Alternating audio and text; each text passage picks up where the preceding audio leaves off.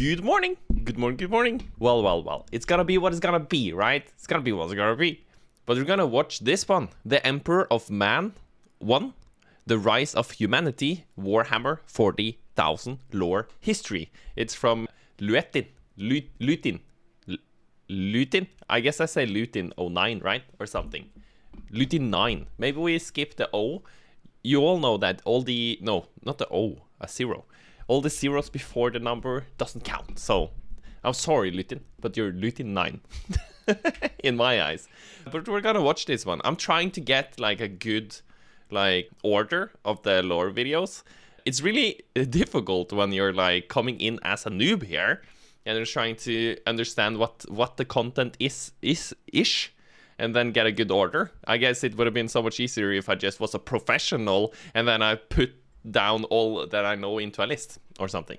But yeah, let's do it. It's 1 hour and 27 minutes. It's probably gonna be super good, but we're gonna be sitting here for a while, so brace yourself. If there is one thing I know about Warhammer people, Warhammer community, is that they can handle some minutes, man.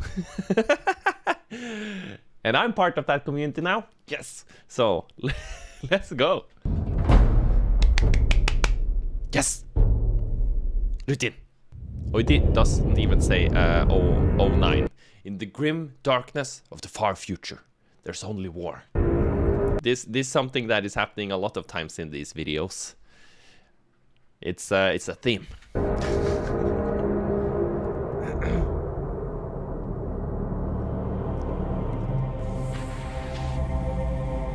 Shit. Before we go, one thing I just have to get off my chest is that I'm really sorry if you have commented and I haven't gotten to your comment yet. I'm fighting. I'm trying to get to all the comments, but it's going really horribly. I'm drowning in work these days. I'm sorry about the hair. It's maybe because of drowning here. But I'm trying to do the React videos, the live streams, and then I also have like other work I have to do. I have a couple of businesses, so I'm doing like accounting for those, and then it's the yearly accounting that is going on. And also I've started to do some consultant work just to like make a little bit more money so I can get through not making money on content creation. But I am doing my best and I have to like prioritize. So I feel like recording the videos goes over answering all the comments. So I'm answering comments while I like sit in the sofa in the evening with my girlfriend, or if I'm pooping or whatever I do, I try to like answer comments. If we drive, I try to get my girlfriend to drive so I can sit there and answer comments. And there's so many good comments. And thank you so much, and keep them flowing. I will do my best to get to them. I'm fighting here. I'm fighting for our relationship. I like you so much. Let's continue to watch. Oh, it's epic. Oh, good start There of the once day. was a man born in a forgotten time, created by a force of unknown origin. He would cross the ages knowing his one purpose: to lead humanity as the greatest empire in the galaxy, the Imperium of Man. In this time, he would be known by only one name: the Emperor of Mankind. Oh, I just have to like pause there already. I got goosebumps all over my body, like down my back, all over my arms. It's like in my beard. There's so much goosebumps. It's just so epic. And when you like try to, or when you like listen to it and you hear like he has one purpose, and it's like so vast, it's so big, and he is such a huge character. Maybe this is gonna be my daddy, you know, my papa, my papa. I don't know. I'm so lame. I don't understand why you guys hang out with me, but thank you. Let's go. Breathe, Ole. It's a legend man.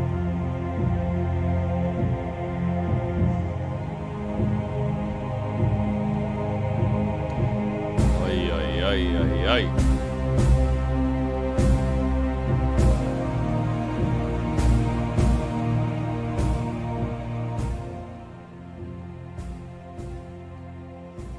This is 𝗦cie.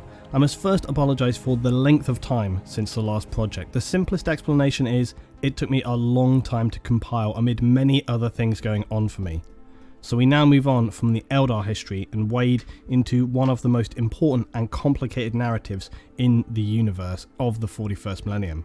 It is, of course, the rise of humanity and the Imperium. In the dark, never cease. That is very cool. Just give me 1 second here. This town right here, this picture, maybe someone could like quickly tell me. Is this the like place where the Emperor sits? Is this like the capital? It looks so huge, and it's like you got a church and then you mutate that church into like 10,000 churches, and then you times that by 3, and then I think you get somewhere along these lines. No, maybe this is even bigger, but it's just so big, so high, so vast, so wide, and it's like all like I'm not sure, is Gothic the right word? But like how churches are built, you know, or cathedrals. It is so cool. Okay, let's go. Go. Of course, the rise of humanity and the Imperium.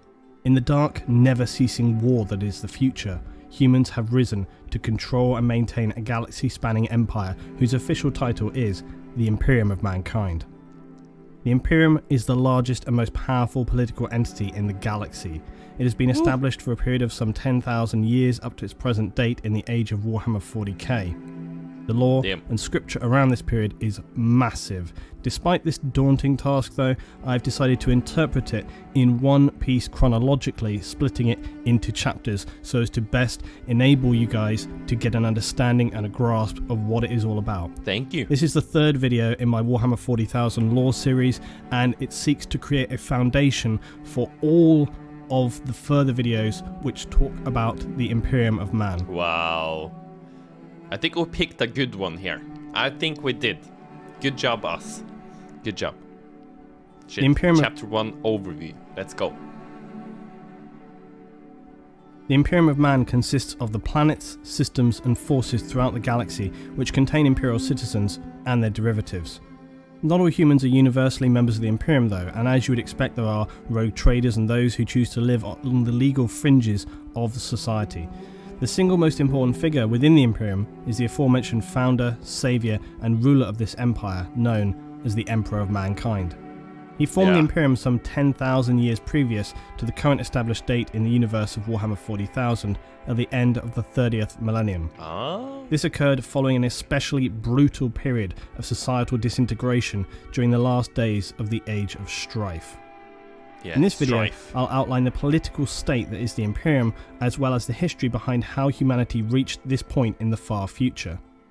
As with anything though, the complexity and depth of the lore means I can't cover it in its fleshed entirety, so some tangents are going to have to remain for future videos, but I do my best to cover as much as possible which is relevant. Thank you.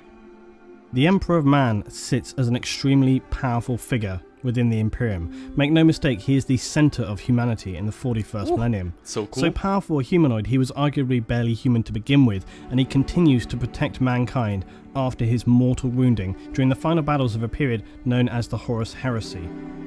Were it not for his ever-present psychic voice reaching out, searching, protecting and planning, then the Imperium of Man would undoubtedly fall back into dark oblivion, and perhaps the light would be extinguished permanently. Whoa. The Emperor was injured so badly after the heresy that he now exists only as a husk of a man within a stasis chamber called the Golden Throne. This allows him to live on eternally as he has done for some past 10,000 years, whilst continually guiding mankind through psychic whispers. The only catch with this is thousands of psykers are sacrificed every day using their essence and psychic power to keep him alive, as he is heavily protected and attended to back on the ancient homeworld of legend, Terra, or Old Earth. Whoa, the picture here, I haven't seen this picture of him, I've only seen the other one. It's hard to explain, but you probably have seen that one as well. But he looks, in the other picture, he looks like very strong, even though he is like a carcass of a emperor. I guess it's the thumbnail of this video, maybe not, I'm not sure. But here he looks more like it's sad, you know. Here he is more broken down. His limbs are like very like small, and he's just like been manipulated a little bit here and there. It's more sad here. It's more sad. The other one is like powerful, but also like 1,000 psychers a day. Like I've heard 1,000 souls, but I haven't heard 1,000 psyker souls. I don't mean that psyker souls are worth more than normal souls or souls in general, but psychers aren't they? It's fewer psychers, right? So it's a smaller pool to fetch from. So maybe he goes over this a little bit more. It's gonna be interesting. But then, yeah, how do they like choose who to murder to keep him alive? And a day is not like a month or a year. It's a day. Whew. Attended to back on the ancient homeworld of legend, Terra, or Old Earth. The Imperium of Man in the wider galaxy now consists of many systems, planets, and trillions of citizens. All the while, the Imperial military and the many administrators of mankind, all of whom swear allegiance to the Emperor, all stand together against the nightmares of the galaxy to form what is humanity in the darkest of futures. That is wow.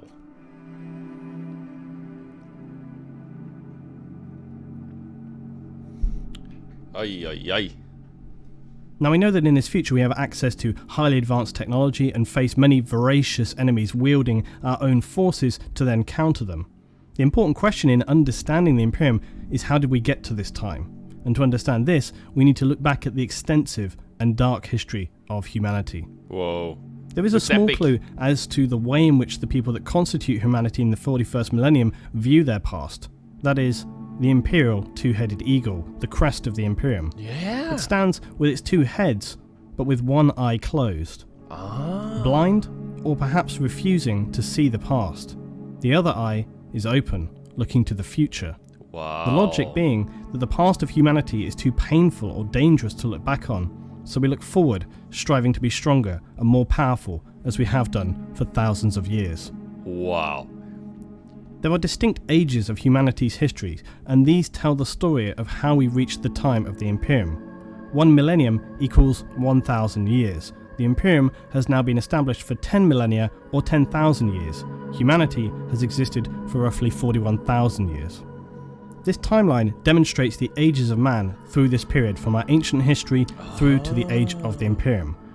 We have the ancient history, the age of terror, the golden age of technology or the dark age of technology, the age of strife, the unification wars, the Great Crusade and the fall of the Eldar, the Horus Heresy and the Great Scouring, followed by the final age of Imperium of Man. Wow, okay. He's putting it into like more understanding here. Ancient history. Is that us? Also, I have to say again, sorry about my hair. I'm in the process of making it like whiter so we can get to gray because of a sub goal on Twitch. We're gonna get to this, but I'm trying not to like do much to my hair with like wax and all of those things like for a while. So I just woke up this way, and it's frustrating because it looks wild. But maybe you like wild me, you know? But yeah, I'm sorry. It's just gonna be what it's gonna be. Maybe I should do this. Is that better? Like only forehead? I'll plop it out. Let's go.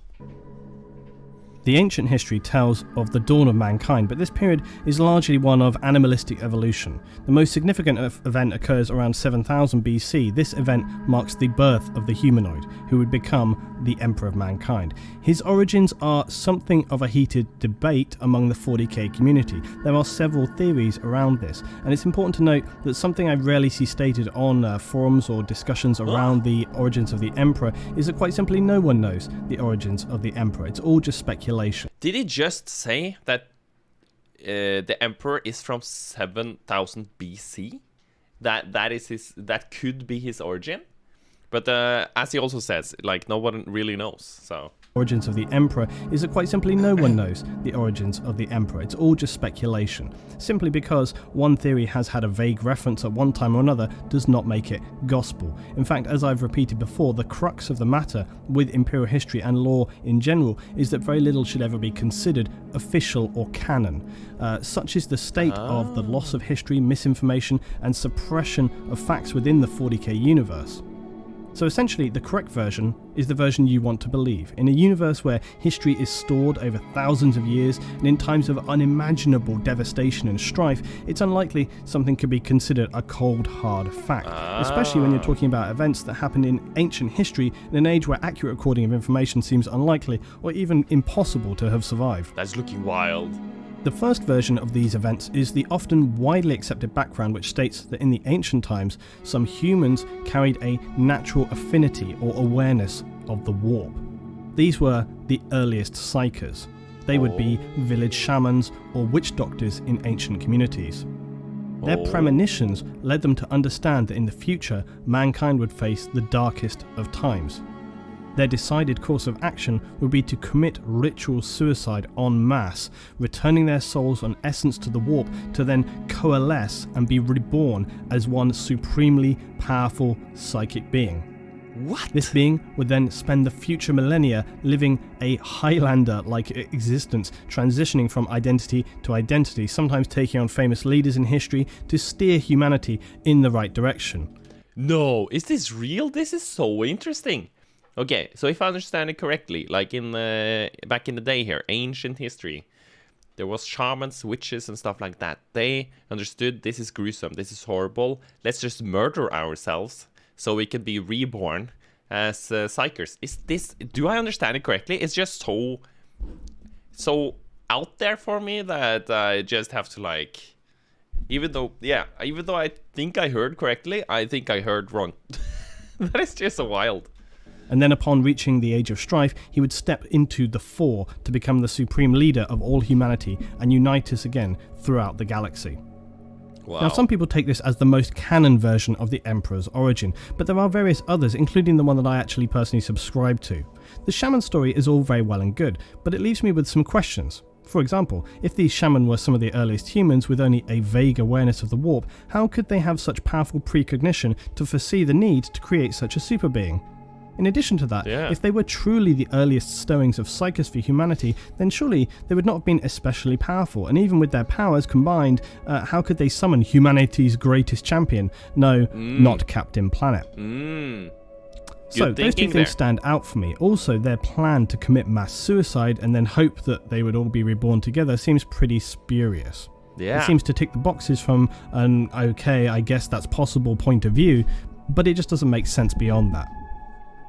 Good point. And that is yeah, it makes a lot of sense. Like I got the feeling like, okay, this is a little bit like out there. This you're grasping for something here, because it's just, why would they choose to do that if they have limited understanding, like super limited understanding? Like, I wouldn't kill myself on like a whim, you know? So why should they do that? I don't know. But I'm curious if there is another story that could be the origin. Another theory is that the Emperor was in fact one of the Old Ones, who you will remember were one of the most ancient super beings who created the Eldar, the Orcs, and even humanity. Yes, really. Go and look it up for those naysayers who think that they did not. Even humanity. This theory, again, at first is captivating, until you start to think about it more. And then you realize it doesn't really make any sense. The Old One... Maybe he created humanity and he was like, and the orcs and the Eldar, and he was like, nah, humanity is my favorite. I'm gonna be the emperor of that. I call dibs. Maybe. Good theory, Ola, good theory. Until you start to think about it more.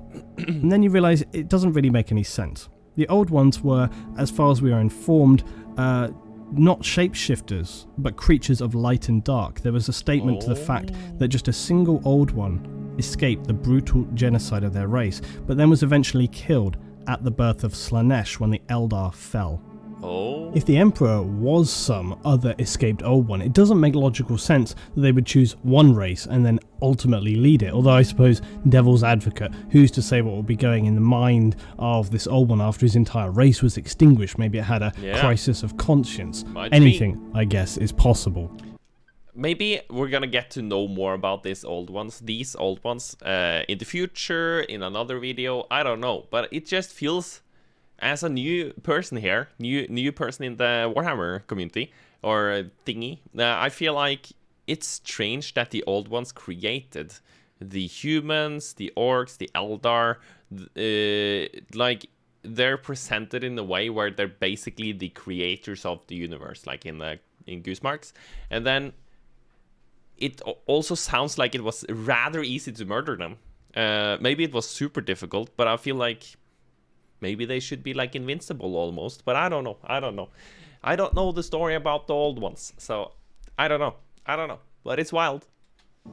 And then not to mention also the fact that the Emperor would lead humanity to wage war on pretty much every other alien race, which wouldn't really serve any purpose within the context of an Old One's mission statement. They were originally life givers. They seeded planets with life to, create new races in the universe.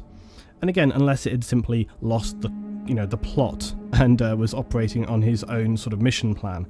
There are some things that do fit this theory though, such as Old Ones being very powerful psychic creatures. They had extended precognition, they had very extensive, almost immortal long life, and they would have the ability to genetically manipulate humans. Yeah. But all of this seems very soft and is only plausible at best. For me, this theory just doesn't really fit. Do you have one? So the last theory, and the one that I personally believe, is that the Emperor was neither the creation of some bizarre suicide pact or an Old One, rather something in between. It's fair to say that in any ancient history, nothing is quite as it's written, and that some reading between the lines is necessary. The most ancient of history available hints that the last remaining Old One floated around the galaxy, meddling and dabbling and trying to have some last impact on the worlds which they felt they had failed and left their race completely annihilated. Oh. We know that the Old Ones were capable of creating beings of immense psychic power. This is how the ancient Eldar defeated the Necrons and 𝗏, who were, let's not forget, gods capable of devouring stars. Whoa. So the theory I stand by is that a fragmented remaining Old One drifted around the galaxy until he was struck by a precognition so terrible that he had no choice but to resolve becoming involved. It could be that he saw the vision of the Eldar fall or the rise of chaos. Either way, he knew that the Eldar were by now far too arrogant to accept any help and would be of no use, remembering that the Eldar had turned their backs on the Old Ones long ago. The Orcs, who were also an Old One's creation, they were too crass and mindless for such preparation. Instead, he would turn to the weak humans. Weak, but with great potential. Could be. And so he would decide on forming a divine creature, a humanoid of the most immense power, but birthed in such a way that he would not allow those humans would not immediately view him as a god, but as a man, to be not worshipped, but instill a sense of power, of awe, of destiny. Oh, I'm getting goosebumps again. I feel like this is my guess as well now, or not guess, but I'm subscribing to this theory. I like this theory a lot, but I guess he has also like presented the other ones in a way where he doesn't believe them, so he's not like giving him his full full force behind the other theories. But here it's like with the music, with how he presents it, it's like wow, it's epic. So I'm gonna subscribe to it. Hell yeah. There are other clues as well. Apparently, further along in Earth's ancient history, a creature crashed to Earth who had an appearance we would describe as a dragon. It would seem, though, that this dragon was in fact a small fragment of the star gods, the 𝗏, who had been destroyed thousands of light years away by the Necrons. Star gods? I never heard about them before. But they got destroyed by the Necrons? The Necrons are hardcore, man. Star gods, the 𝗏, who had been destroyed thousands of light years away by the Necrons. Sounds like Satan. Even a tiny fragment of these most powerful beings would be beyond the means of even the most powerful humans to contain. The future Emperor in this time wounded this creature and then apparently took it to Mars. I'm not sure how, but there it lay imprisoned within the planet. The final chapter of that story, that's one for another day. It took Still, it to Mars? This helps to secure the idea that no mere reincarnation of a few shaman could produce such or perform such a task. Could an old one? Perhaps, but given the other evidence, I would still discount it. But a perfectly designed humanoid of godlike form created by an old one who would know a most powerful psychic being was needed to counter not just the future darkness of man, but to face again the Satan and the day of reckoning when the Necrons would rise again. This seems for me the most logical and plausible of origins. Wow, that is really cool. I just want to toss in there that thought that hit me is that we don't have to know where he's from or what his origin is.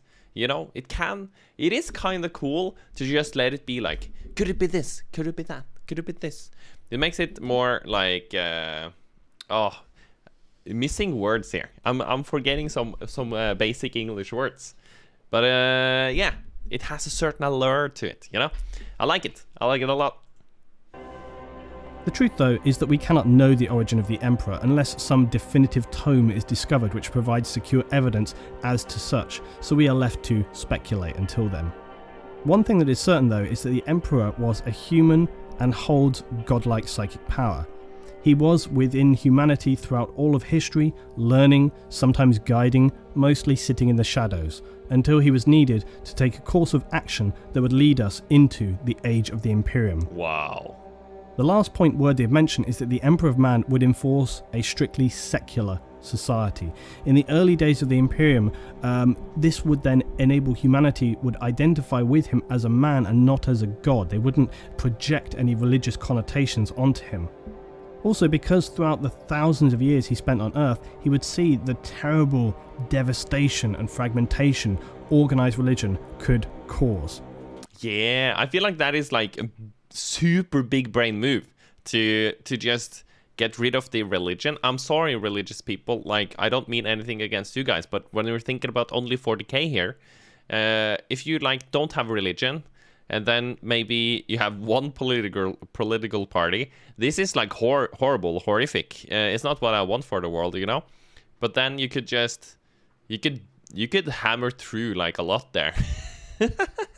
It's not a place I would like to live, but you could get pretty far pretty quick probably. But I guess you need to have like insane good management on top though, to be able to do it, because when you see like countries that have like one leader basically and they can do whatever the fuck whatever the hell they want, they don't get that far. But I think that might be the leadership though.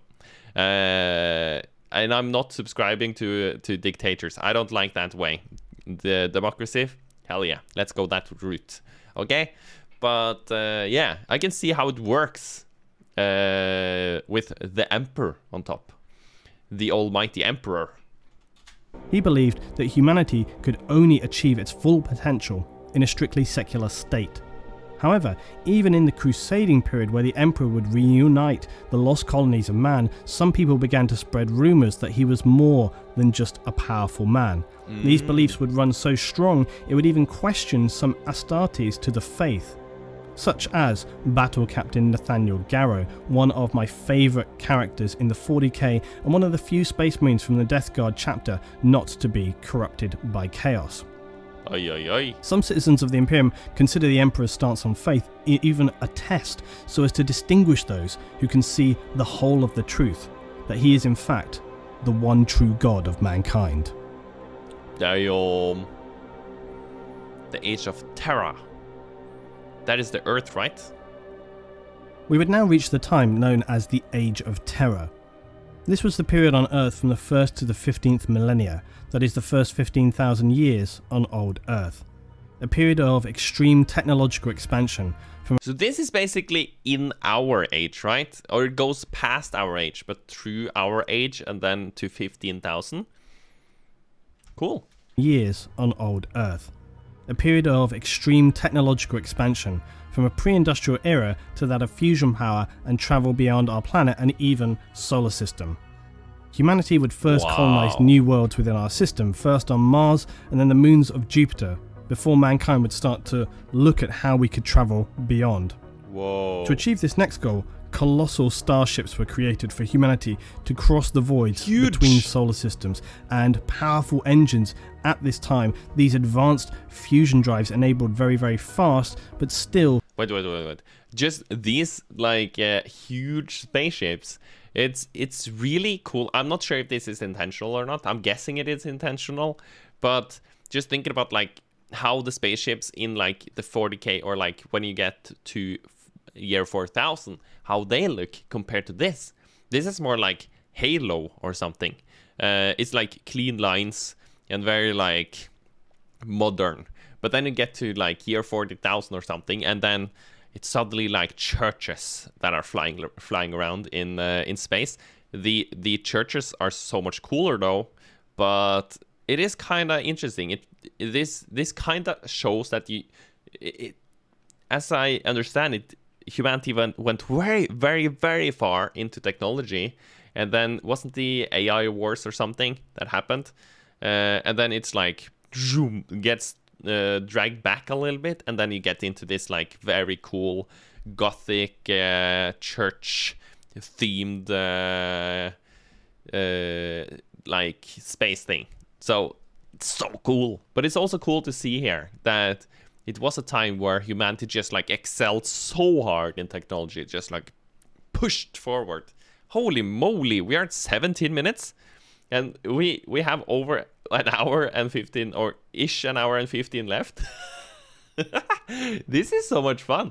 I hope you guys are having fun. I'm sorry if I'm not like reacting super much all the time. I'm just like taking this in, trying to learn and having a good time, drinking coffee. It's a fantastic start of the day. At this time, these advanced fusion... Oh, could you tell me something? Maybe you could tell me, what are you doing while you watch my my reaction? What are you doing? Are you painting models? Are you chilling out on the couch? Are you at work? What is going on? That is very interesting.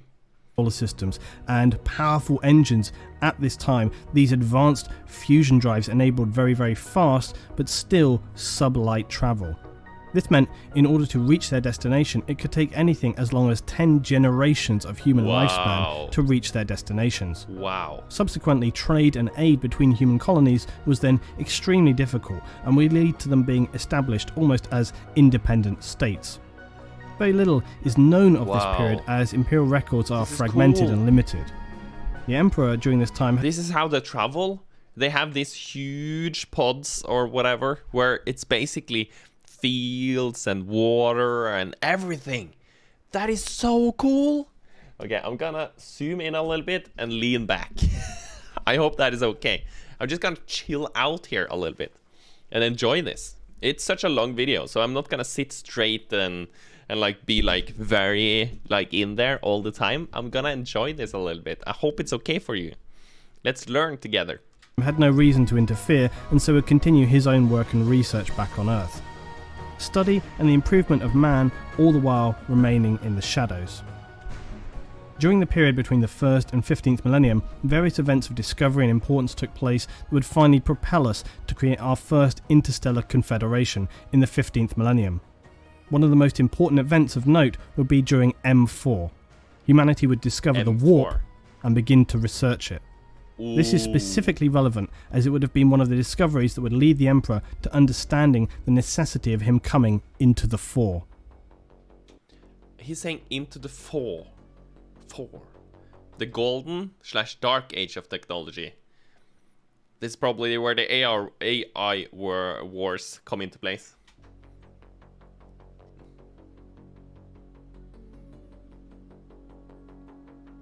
Maybe said fold. I don't know. As we reach the 15th millennium, humanity would enter a golden age of technology. What the hell is this? Do you see what I see here? Is this spaceship going like there and then over there and then around, all the way around here? Oh, maybe this is like cargo spaceship or something, but it's so huge. It is so cool to see, but I guess like in 40k, I haven't thought very much about this yet, but their logistics and their, yeah, those things, it's probably not like a spaceship just like whoop, whoop, whoop, whoop, flying back and forth with some materials. It's probably great, vast, and like insane. It has to be. It's 40k. Wow. Oh, I'm sorry about the loading. As we reach the 15th millennium, humanity would enter a golden age of technology. This would be the highest point in mankind's technological achievements. It would last for some 10,000 years, and humanity continued its rise in technology, science and power, spreading and colonizing mankind all across the Milky Way galaxy. We could create our first galactic empire, ruled from Earth, the homeworld, and establish massive trade networks that further powered expansion and advancement. Wow. This earlier period in the Age of Technology has a subtitle known as the Stellar Exodus. This marks the time when humanity made its first colonies on other worlds, and also beyond the solar system. These initial colonies were reached using the ships that were still only capable of sublight speeds and were restricted by this, as well as our developing but limited knowledge of building these vast scale ships. These spaceships look a lot different already. This is not Halo-esque. This is starting to get into a little bit of the church vibe. It's more like... No. Maybe it's just Halo, next level, and then we'll get into churches. I was just seeing some, like, pointy things. But they look more freaky, these, than the Halo vibe, you know? As well as our developing but limited knowledge of building these vast scale ships. When these ships reached their destination though, they would be then slowly deconstructed and the materials used to build the colonies. Some would become manufactorums capable of producing massive war machines, or then back then defensive machines, things such as Imperial Knights and even Titans, which the colonies would use to defend themselves against the dangers of the galaxy. In a comparable way to early colonies on Earth, this meant they had to be self-sufficient, and due to the large timescales involved before anyone would likely reach out to them again, they would develop their own cultures and languages, largely influenced by the noble families established on these interstellar voyages, as well as physical elements on the new homeworld. The planet's characteristics would also shape the way in which their societies would evolve. Whoa. Now, some 6,000 years later, around the period of Millennium 21, mankind now began a process of militarization. It is not known who or for what reason created this process or started it off, but along with our expansion and colonization of planets, we also began to expand and develop our weapons and forces. Fragments of what was developed during this age of technology, such as Imperial Knights, Titans, Land Raider designs and so on, would later be recovered by the Imperium far into the future. The largest proportion, however, would be lost to the tides of time, and we can only imagine or hope to continue recovering these lost and most powerful of technologies in the 41st millennium. Cool. Humanity had risen to a period of immense power through our technology, and whilst the Emperor of Man existed, he had not made himself known to mankind. He continued to bide his time, lying in the shadows, studying, planning, observing. Still, he is not shown himself, and humanity has gotten this far. That is making this very, very, very epic. And also, as I understand it, I'm just talking out loud a little bit so I can get it better into my head. But, okay, so humanity is like going forward and forward and forward. And now we have gotten like insanely far in technology. Then I'm guessing something happens. Maybe the AI works worse, and then it's like woof. And then people get... I'm just going off like the little bit of information like I feel I got already in my head here. But then a lot of technology is lost, as I understand it here. And then we're gonna get the wars, and then afterwards we're a little bit scared of technology, but we still want to use technology, so we use some of the technology. The other technology is just lost. This is very interesting. Like I just love this so much. I love this so much. This is this universe is so good, and it fits me really well. Oh my god. The very fact that the Emperor is one of the few who would live through this time and on into the Age of the Imperium, and this would then have far-reaching implications for humanity, as the Emperor would carry his knowledge and strength of this golden age into a time when none would recall it. and where it would be of critical importance to our survival. Yeah. For the Emperor, he would use this knowledge of the age of technology to bring humanity back to a glimmer of what once had been. Oh. In the thousands of years where humanity established its first interstellar empire, we would become, as much as the Eldar, supremely dependent on technology. Humankind had risen to a level of godlike understanding, and this was embraced and practiced by the people of the time. Wow. The Empire of Mankind was seen as a bastion of technological achievement and began to use a new class of humans entitled the Navigators to expand our reach and use the newly discovered warp to travel beyond the distances of existing star drives and cover vast distances in a short time. Wow. A navigator's role is to, as the name suggests, protect and guide a ship through the tides and dangers of the warp. Wow. Eventually, over time, humanity would find the warp had become too turbulent to traverse. But in this time, navigators, they're not strictly psychers as such. Now we're starting to get into ships that looks more like the 40k ships. And the navigators, very interesting, very interesting. We're starting to become like crazy as a human civilization here. But I guess navigators is something you have in the 41,000 year or 40,000 year. But in this time, navigators, they're not strictly psychers as such. They possess a special gene called, unsurprisingly, the navigator gene. The navigator They also gene. possess other abnormal characteristics, including a third eye in the forehead, as well as some more alien appearances such as no pupils in their human eyes and translucent skin, as well as maybe larger than normal appendages. Wow. Their origin is believed to have larger than normal appendages? Is he talking about what I'm thinking he's talking about? Wow, he's got a real log between his legs. That is what he's talking about right there. Holy moly.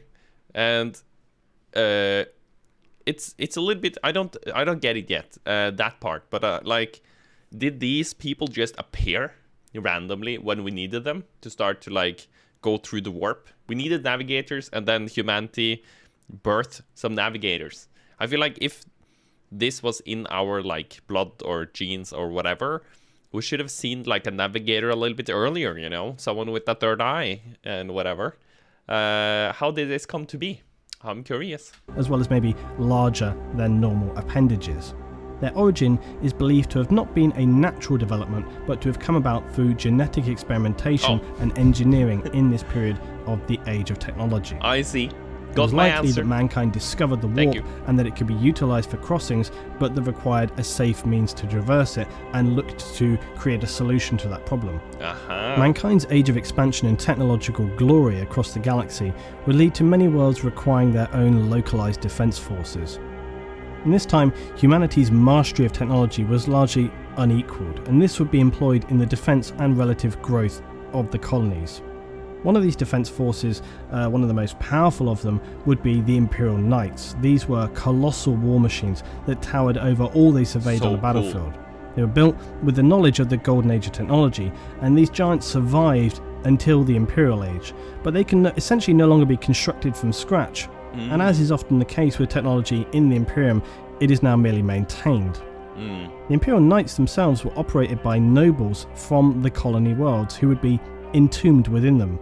They are sworn to protect their citizens from all Xenos threats and the endless nightmares in the universe. As the Knights would advance into the later ages, they continued their noble values and morals. Some of the Knights are the most selfless and dedicated forces within the Imperium, as well as being some of the oldest. As with most technology from the Dark or Golden Age technology, the Knights are immensely powerful, allowing them to run and fight as much as a dreadnought would fight, but on a much larger scale. Wow. These ancient heroes have fought thousands of battles across millennia and stand ready to defend Imperial citizens and support Astartes anywhere in the galaxy. They are epic and so cool. I love them so much. Oh my god. And how they have like the rockets on top and all the guns, and they look insanely cool. By the way, just so you know, I have started to like stream Warhammer 2 times a week, where we play Warhammer games. Currently playing Space Marine 1 to get ready to play Space Marine 2 when that comes out. But I'm gonna post my gameplay, or not gameplay, just like me streaming, chatting, hanging out, playing the game. I'm gonna post that on my main YouTube channel here, and you should like, subscribe, and ring the bell, and then maybe you get a notification when I post those. Do it. Do it, do it, do it, do it. After the knights we have the titans, and titans are the epic war machines of the Imperium. A knight and the smallest titan can be anything like 9-10 meters, but the big titans can be anything up to 50 meters. They are gargantuan death machines. Wow, is this also one of those? Because it doesn't need to look the same, Ole. They don't all need to look the same. It's so cool. It has like a longer, kind of like a face going on here, and different guns. And this one, it's a bucket. This is a bucket behind here. Wow, it's cool. But they can be huge, like huge. Anything up to 50 meters. They are gargantuan death machines. Many people believe that the Mechanicum were originally responsible for creating the Titans. This is not strictly correct. They do construct some Titans, but many they simply maintain. This is because the technology used to create Titans is very, very old, and like many things in the universe of Warhammer 40,000 for the Imperium, a lot of technology is merely maintained because of its complexity. Simpler devices are constructed, but this happens less and less. But the Mechanicum do create some Titans for the Imperium. Wow. Originally, the Mechanicus found versions that were completely autonomous, created in the golden age of technology. AI. And the largest Titan so far discovered was upon the lost forge world of 𝗦cie. It was a completely autonomous war machine and was dubbed the Castigator class Titan. Its schematic was apparently also contained within a standard template construct on this planet, and it was far superior to any class of Titan utilized by the Adeptus Mechanicus or any other intelligent race in the galaxy. Wow. Wow. This was so far the only known discovered Castigator class Titan, but it was subsequently destroyed by Imperial Grey Knights. Grey Knights are the secretive and unbreakable order of Astartes warriors dedicated to the protection of the Imperium from the very darkest foes that humanity faces in the 41st millennium. So they got Now, the portion of the 𝗦ci database containing the data for the manufacture of the Castigator class Titan was also destroyed by the Mechanicus. It possessed AI, which is strictly outlawed and heretical within the Imperium. Secondly, it had somehow long ago been corrupted by living chaos energy, and for this reason, it could obviously no longer be supported. So chaos is what messed with the AI. Maybe. It's a little bit of what I understand so far. But these Titans looks so cool. Like the previous Titans, very cool. These Titans, oh damn. Wow. Imperial records of this event, though, note that the cost of life and resources required to destroy this Titan monstrosity was severe. The key point here, though, is that mankind was developing machines in the gold. He's got a whole church on his back with a cannon out of the church door, basically. What the hell? This is insane. This is so cool.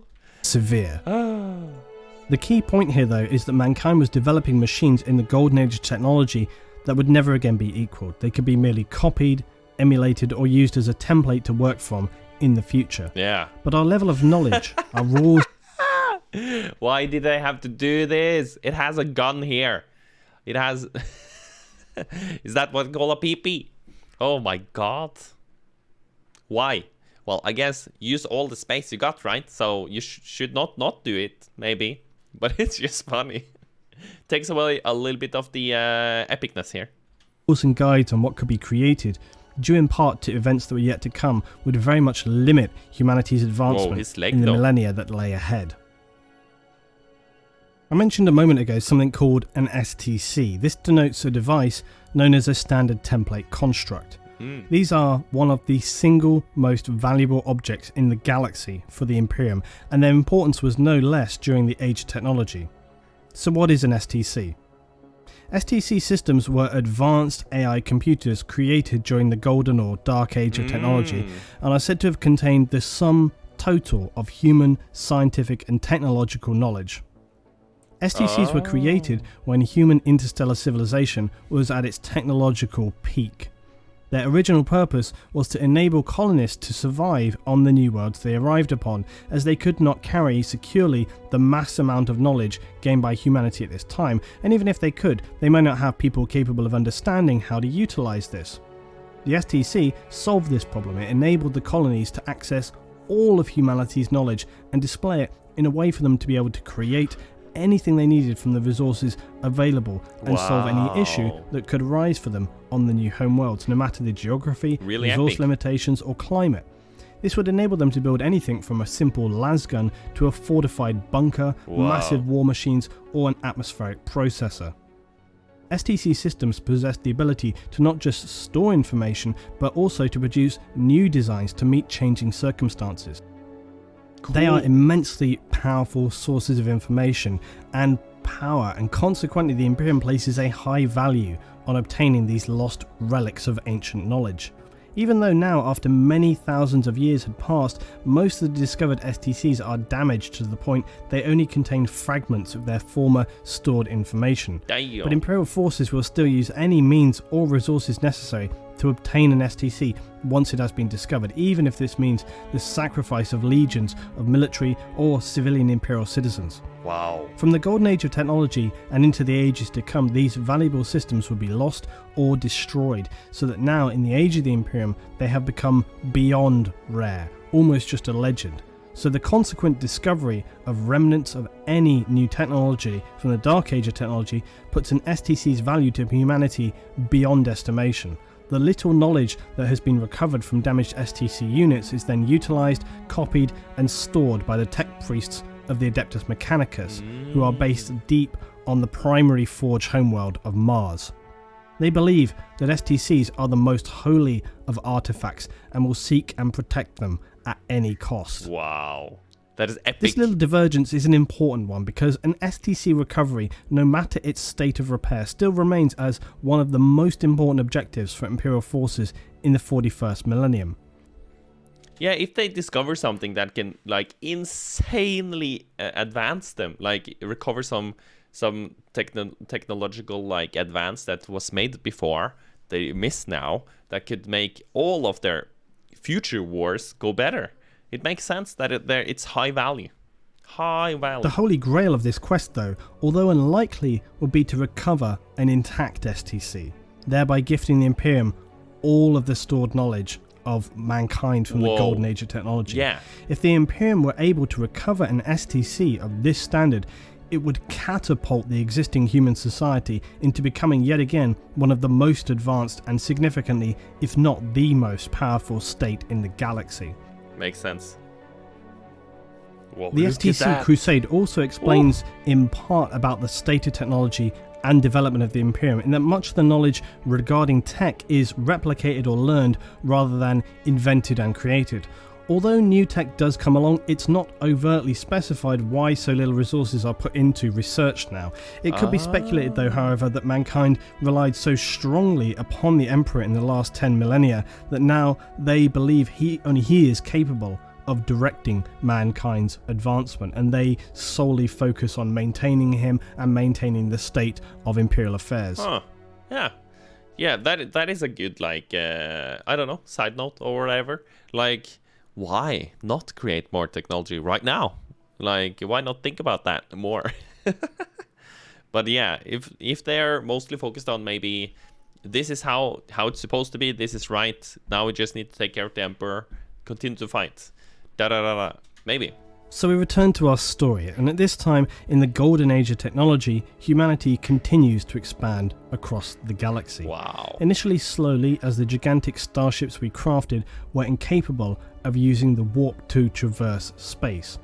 And as we learned previous, they took generations to reach their destination. They were essentially travelling worlds, similar to the Eldar craft world of the 41st millennium. So cool. Look at when that. These ships reached their destination, they would slowly be deconstructed, and their materials could be used to create massive war machines such as the Imperial Knights and Titans, which the colony could use to defend themselves against the dangers of the galaxy.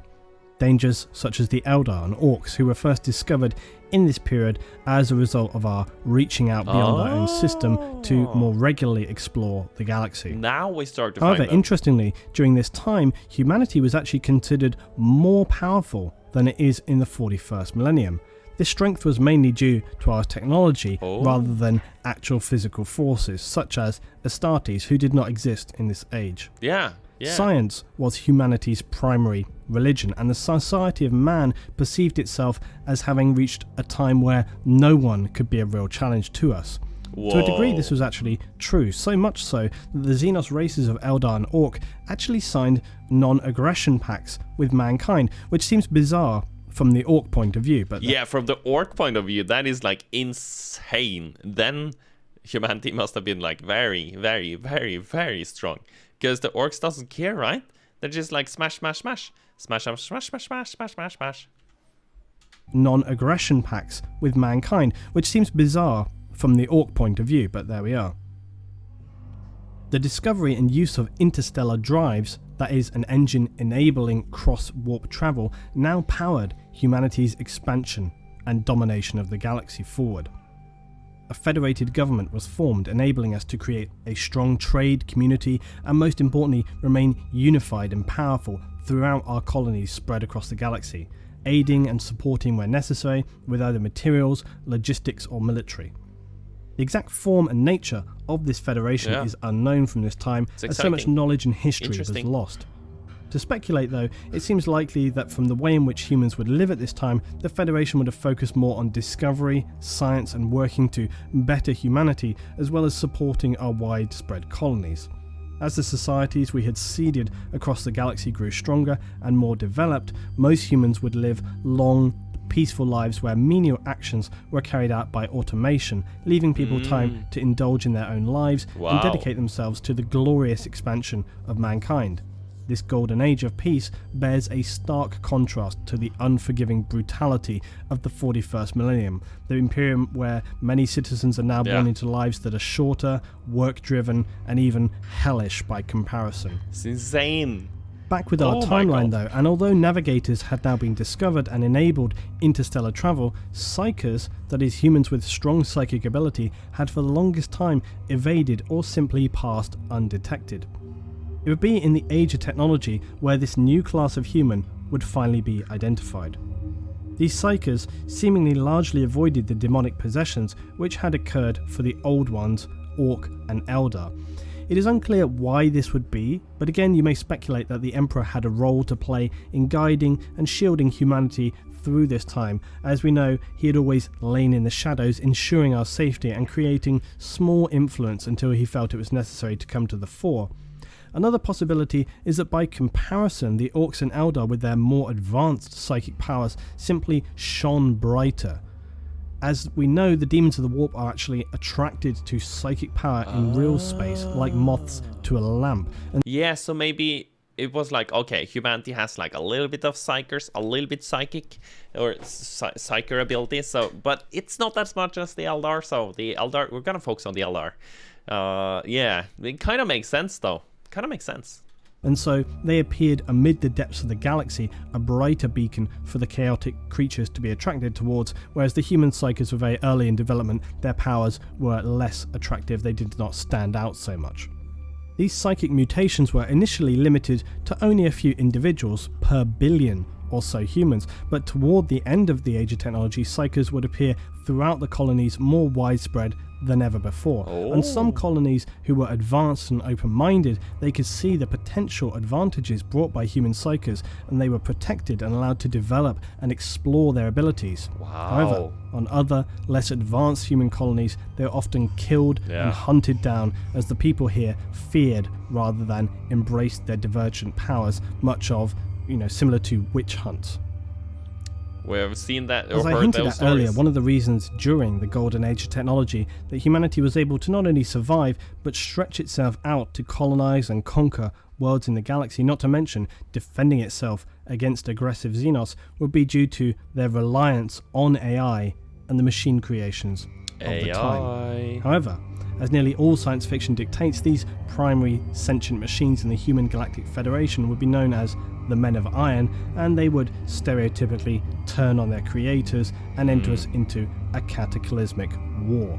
An STC containing a template for the Men of Iron was discovered by Imperial forces on a Chaos-controlled world. Whoa. It became apparent that much as the Castigator-class Titan, the Men of Iron here had also been corrupted by Chaos, and the AI of these creations was sentient. So we can perhaps speculate that the Men of Iron initially resented their human creators, but combined with this were also corrupted, possibly by Chaos, which at the time was relatively unknown to mankind, hence the lack of any documentation to support such speculation. It is, however, a possibility and stacks up with what we know of the corruptibility of human AI creations. Also, the intent of the dark forces of Chaos to obliterate humanity once it became aware of its existence.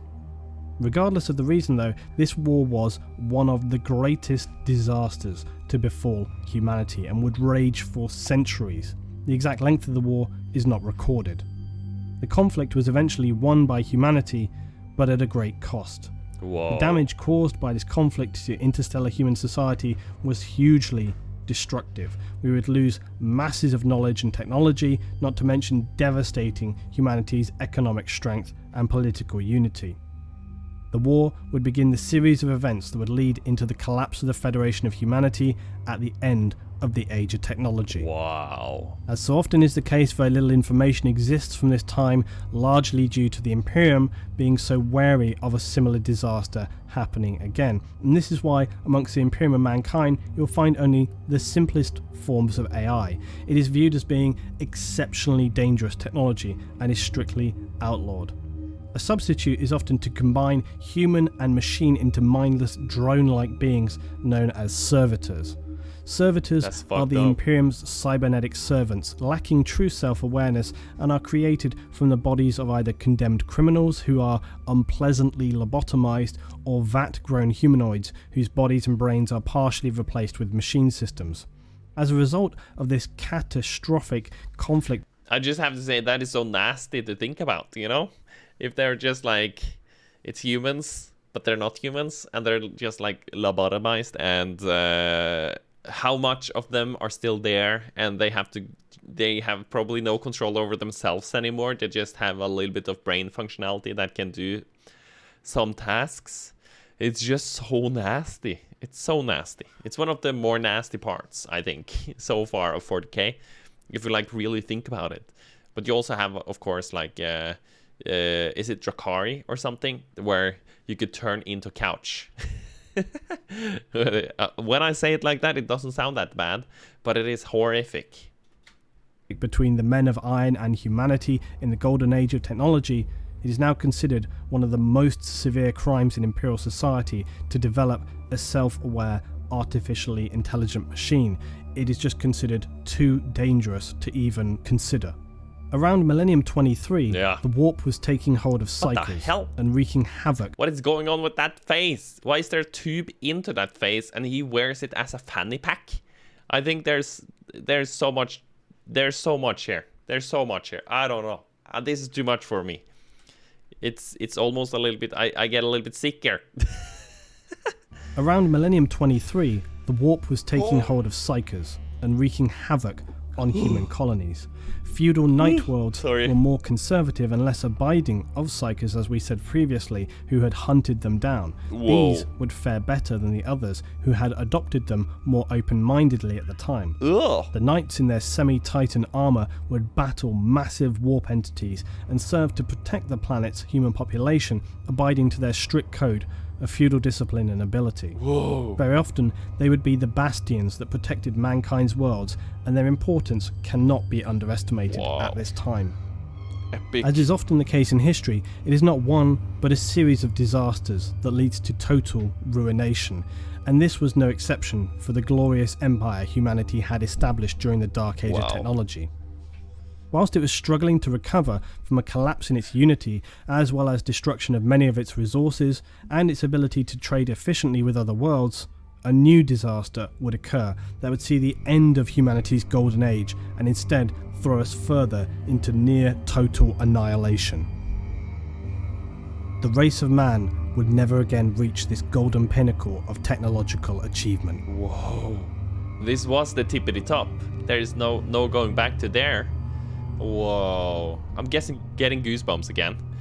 Oh, before we go further. Oh, this is so good. It's so well made. I'm just in shock of how well made this is.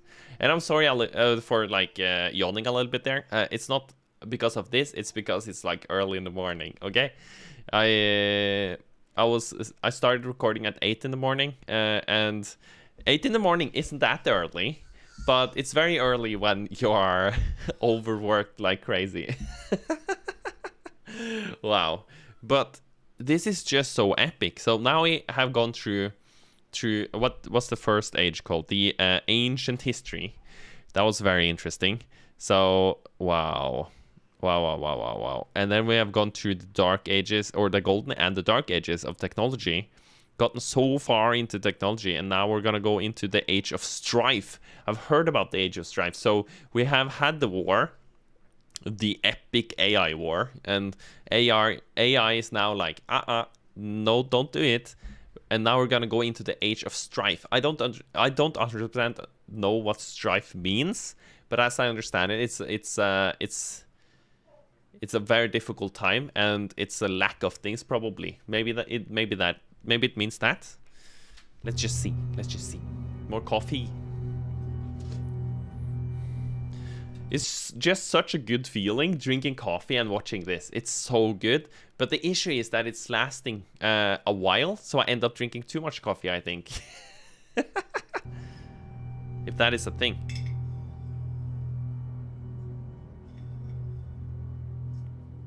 As we learned in ancient Eldar lore, it was at this time that the Eldar out in the galaxy would fall into near total destruction.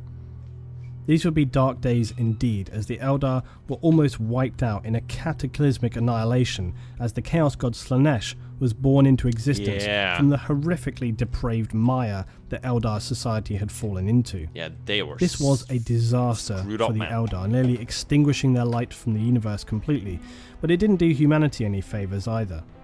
The near destruction of the Eldar and birth of Slaanesh only came to mark the end of the Age of Strife. What caused it prior to these events was the ever-expanding sea of psychic energy known as the Warp. For many millennia, this had been growing more and more powerful, fueled by the nightmarish depravity that was Eldar society. When we see pictures of the Warp, it's like it almost looks like there is this like coordinate in the universe that you could just like pinpoint that is like, this is the Warp. Like a very physical place that is the Warp.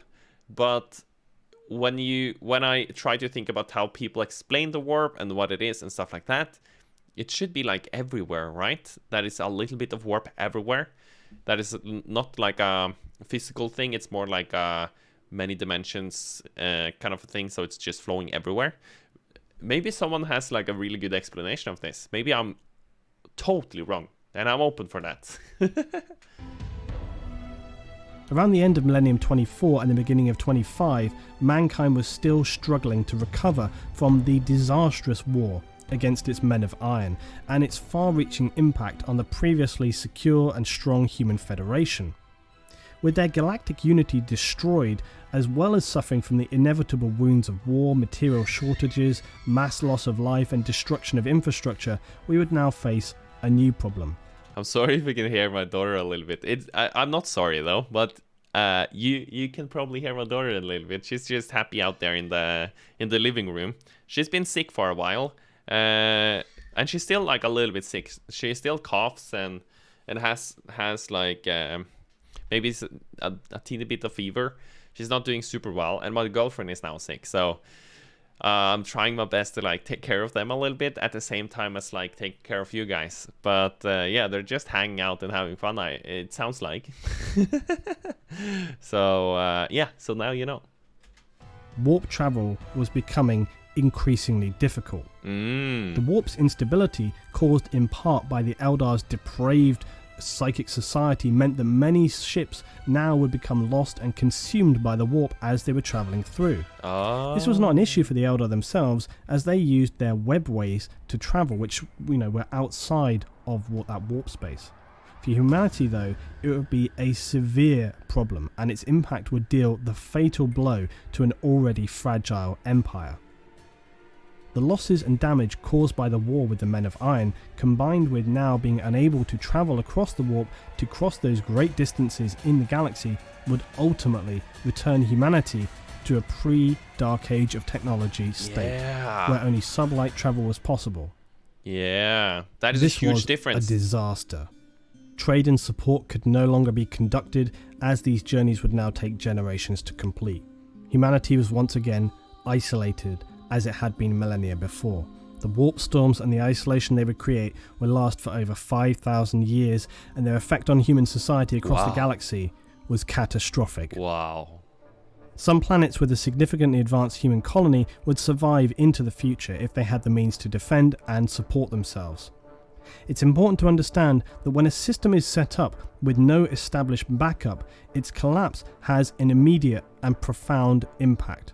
This was the case with mankind's trade system. It had grown over time to enable many planets to survive solely on imports from other rich parts of the human federation. Without this infrastructure and no way to gain outside support, disaster was inevitable. Yeah, it's Many just gonna would turn fail. inwardly to the colony, consuming themselves from the inside out. First with barbaric civil war, and later total anarchy, fighting over the scarce resources that remained. The final I'm guessing this is what strife is, right? This feeling, this state where it's just a lack of things, a huge lack of things, and then it turns into chaos madness. I feel like almost every part of this video could be turned into like multiple insanely good films or games. Like, I just see it. It's so much like insanely good entertainment can come out of this, all of this. It probably is a lot already. So I'm gonna get a lot of comments of that, probably.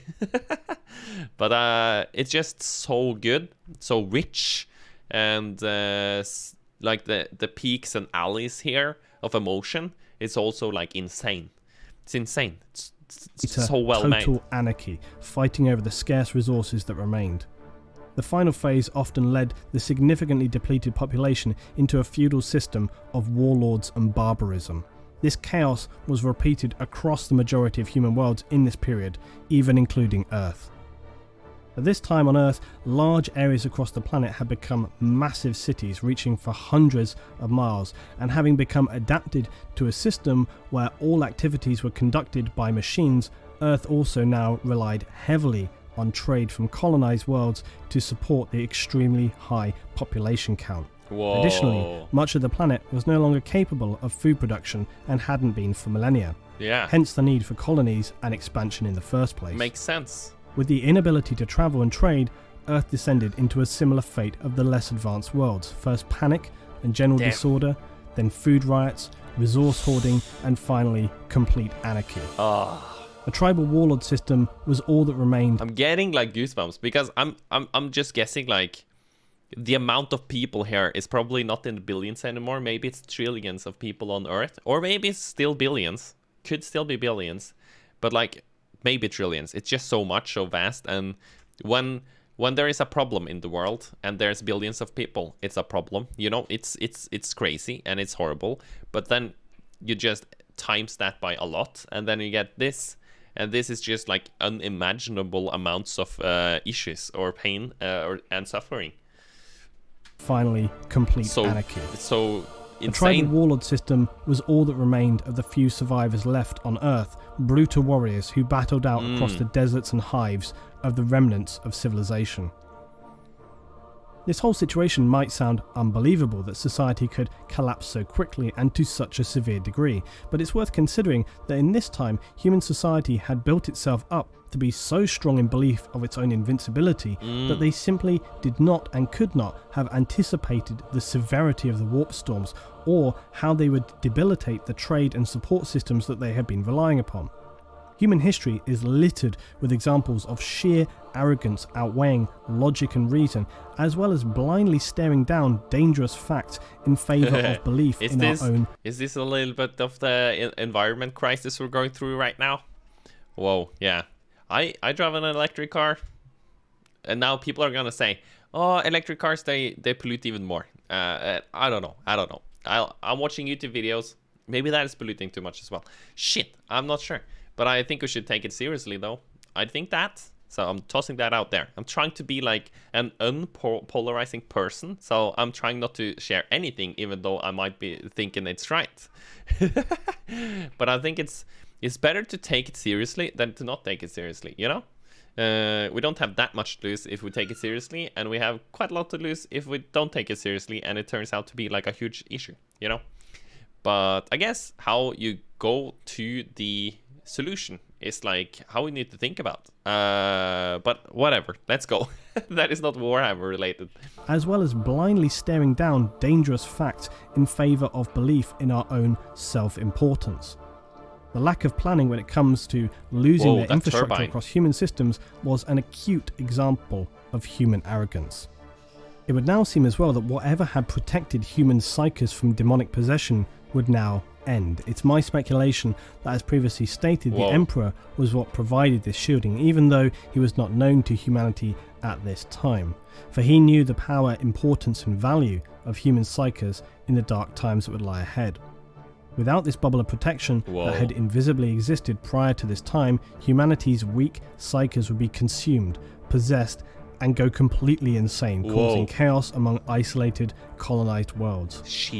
This period of complete anarchy would last for some 5,000 years, and during this time, many colonies would forget their family out in the galaxy, as well as losing vast amounts of technology and knowledge. Only fragments of the glory of humanity would remain, preserved on the advanced worlds who were capable to survive this dark time. By the 28th millennium, almost all traces of civilization on Earth were gone. Instead, techno-barbarians battled one another over the scraps of the ancient human race. Holy moly. Mars, however, was one of the few worlds to undergo a different process. After a brief period of anarchy, the tech priests of the cult Mechanicus emerged victorious over the 𝗦ci𝗰𝗶 mutants, and then unified their homeworld. The priests visited Earth, but upon seeing its barren destruction, wrote it off as unsalvageable. They used any titans they had to help them in the future reunification of man. They would also be one of the few worlds to reach out and recolonize planets in this time. Using their knowledge of the warp, they chose moments of calm amid the storms of the time in the warp to travel through and establish new forge worlds. So Mechanicus, the Mechanicus priests are like the MVPs here in this time period. That is really cool. And they're smart. Well, I guess being a tech priest and all, you gotta be a little bit smart. Wow. Good job, tech priests. These were replicas of the tech homeworld of Mars and enabled them to continue support and recovery of the technology of man, as well as production of munitions and simpler war machines. But for humanity, its golden age was over. This dark age of technology had fallen apart catastrophically. Many of the weapons that once served mankind brought us to near destruction and turned lush garden worlds into irradiated deserts. Mechanical factory worlds into dystopian nightmares, beautifully advanced and artistic colonies turned into barbaric, nightmarish hells devoid of all morality. The age of strife was upon mankind, and only the further darkness of the future lay ahead. This is wow. Roughly 5,000 years later, around the period of millennium 30 to 31, human society had reached a state of pitiful decay after cannibalizing itself for millennia. The Eldar had also reached the peak of their social decay, and so heralded the agonizing birth of the chaos god 𝗦ci𝗰𝗶, who would consume the majority of their population in one cataclysmic event that brought Eldar. That looks nasty. Look at the face. It's teeth everywhere. Like all around. It's nasty teeth. It's not like nice teeth. And then it's a little bit of teeth outside of the teeth. Ooh, buddy. The majority of their population in one cataclysmic event that brought Eldar society to the brink of extinction. This horrific event, though, would have a positive outcome for mankind. It consumed all of that stored turbulent warp energy, so after thousands of years of instability, the warp returned to relative calm. Interstellar communication and travel would once again be possible for the civilization of mankind. Oh, so no, when 𝗦cie appeared, it stabilized the warp? Kind of makes sense. Maybe she was like brewing there. That was the thing. She was brewing and brewing and brewing, and then she got bam and out, and it makes sense. Like it's almost like a pregnancy or whatever. I don't know. That is rude. No, I'm kidding. Luckily for me, Lintuna had like a fantastic pregnancy. Of course, it was a little bit like uncomfortable and not fantastic for her, but she treated me so well. So if people say to you that, oh, pregnancy, it has to be like you're gonna get like your skin teared off or whatever, it doesn't have to be the case, man. It does not have to be the case. Okay, let's go here. Okay, chapter 6, the Emperor of Man and the Unification Wars. Hell yeah, we're gonna go out there, we're gonna say, hello, do you remember us? We're the rest of the humans. And we're gonna say that to the planets, and they're gonna be like, holy shit, we thought we were the only ones left. And then they're gonna be, but we wanna fight you. And then the Emperor's gonna say, I'm much bigger and stronger than you. And he's just gonna make you surrender and go under the umbrella of the Empire. Or something. I don't know. Imperium. I think I nailed that. So we can just skip through this chapter and go straight to 1 hour and 7. Kidding! We're gonna see it. Probably butchered it. I butchered it. So the Age of Strife was coming to an end, but before we move forward, we need to move back some 2,000 years to M28 to M30. Ah. Humanity had now come close to the brink of destruction itself. Yeah. So many worlds had fallen into disarray, starvation, chaos, anarchy. Now was the time. This would be the time when the mysterious and powerful 𝗦cie who had wandered amongst humanity for thousands of years would come to the fore to lead humanity from an edge of unsalvageable darkness back into the light and resume their place as a meaningful power in the galaxy. Earth had by now been reduced to a chemically irradiated barren wasteland, its population slaughtered, and all that remained were degenerate, feral nomads fighting for irrelevant territories. Insane wandering prophets and cyber-augmented techno-barbarians who lived for nothing other than to fight, created in the cradle of world-ending war. Wow. Frail empires would rise and disintegrate as quickly and forgettably as they had risen. No tribe or faction had enough power or resources to make any meaningful stand, and so it went on, pathetic fighting over the remnants of a ravaged world. Whoa. Okay. This is insane. This is wild. Wait, I thought I pressed play. Let's go. There. Out of this seemingly endless horror came a single man, a warlord like no other. His title in these early days is unknown, but we would know who he would rise to become. The Emperor of Man. Ooh, the man He himself. would first conquer and then rebuild humanity, leading it into the light, saving it from itself to form his autocracy, known as the Imperium of Mankind. Unlike so many before him though, he had power not only as an unstoppable warrior, but in many other traits such as rational thinking, tactics, philosophy, economics, compassion, foresight, and perhaps most importantly, a genius of science, everything and more that would be required for a supreme leader. All of this is one The Emperor, person. though, fought not for selfish personal wild. gain or bloodlust of war like all the other scattered remnants of humanity left on Earth. He had selfless, higher goals to restore humanity spiritually, intellectually, and physically to revert us to a time of strength and prosperity. These were the years of the Unification Wars. The Ooh, Emperor had buddy. long held a facility deep in a range of mountains previously known as the Himalayas. This was his most significant stronghold and would later become the Imperial Palace. Here he experimented with genetics as well as developing and constructing weapons and armour for his warriors.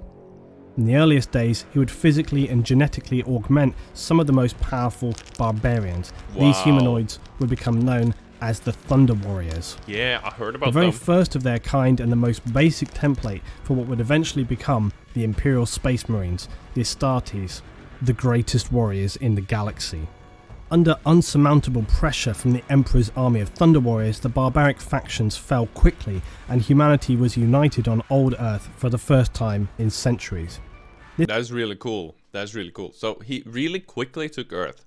And wasn't these Thunder Warriors, I think it's in every legion or something, that, or is it the creation of Space Marines? I'm not sure which one of those. I got a video on it. I reacted to it. It's on my YouTube. But it's on this YouTube. But yeah, wasn't these, he made them and they were like a little bit unstable, hard to like control. So he went to war with his own warriors, right? Just murdered all of them.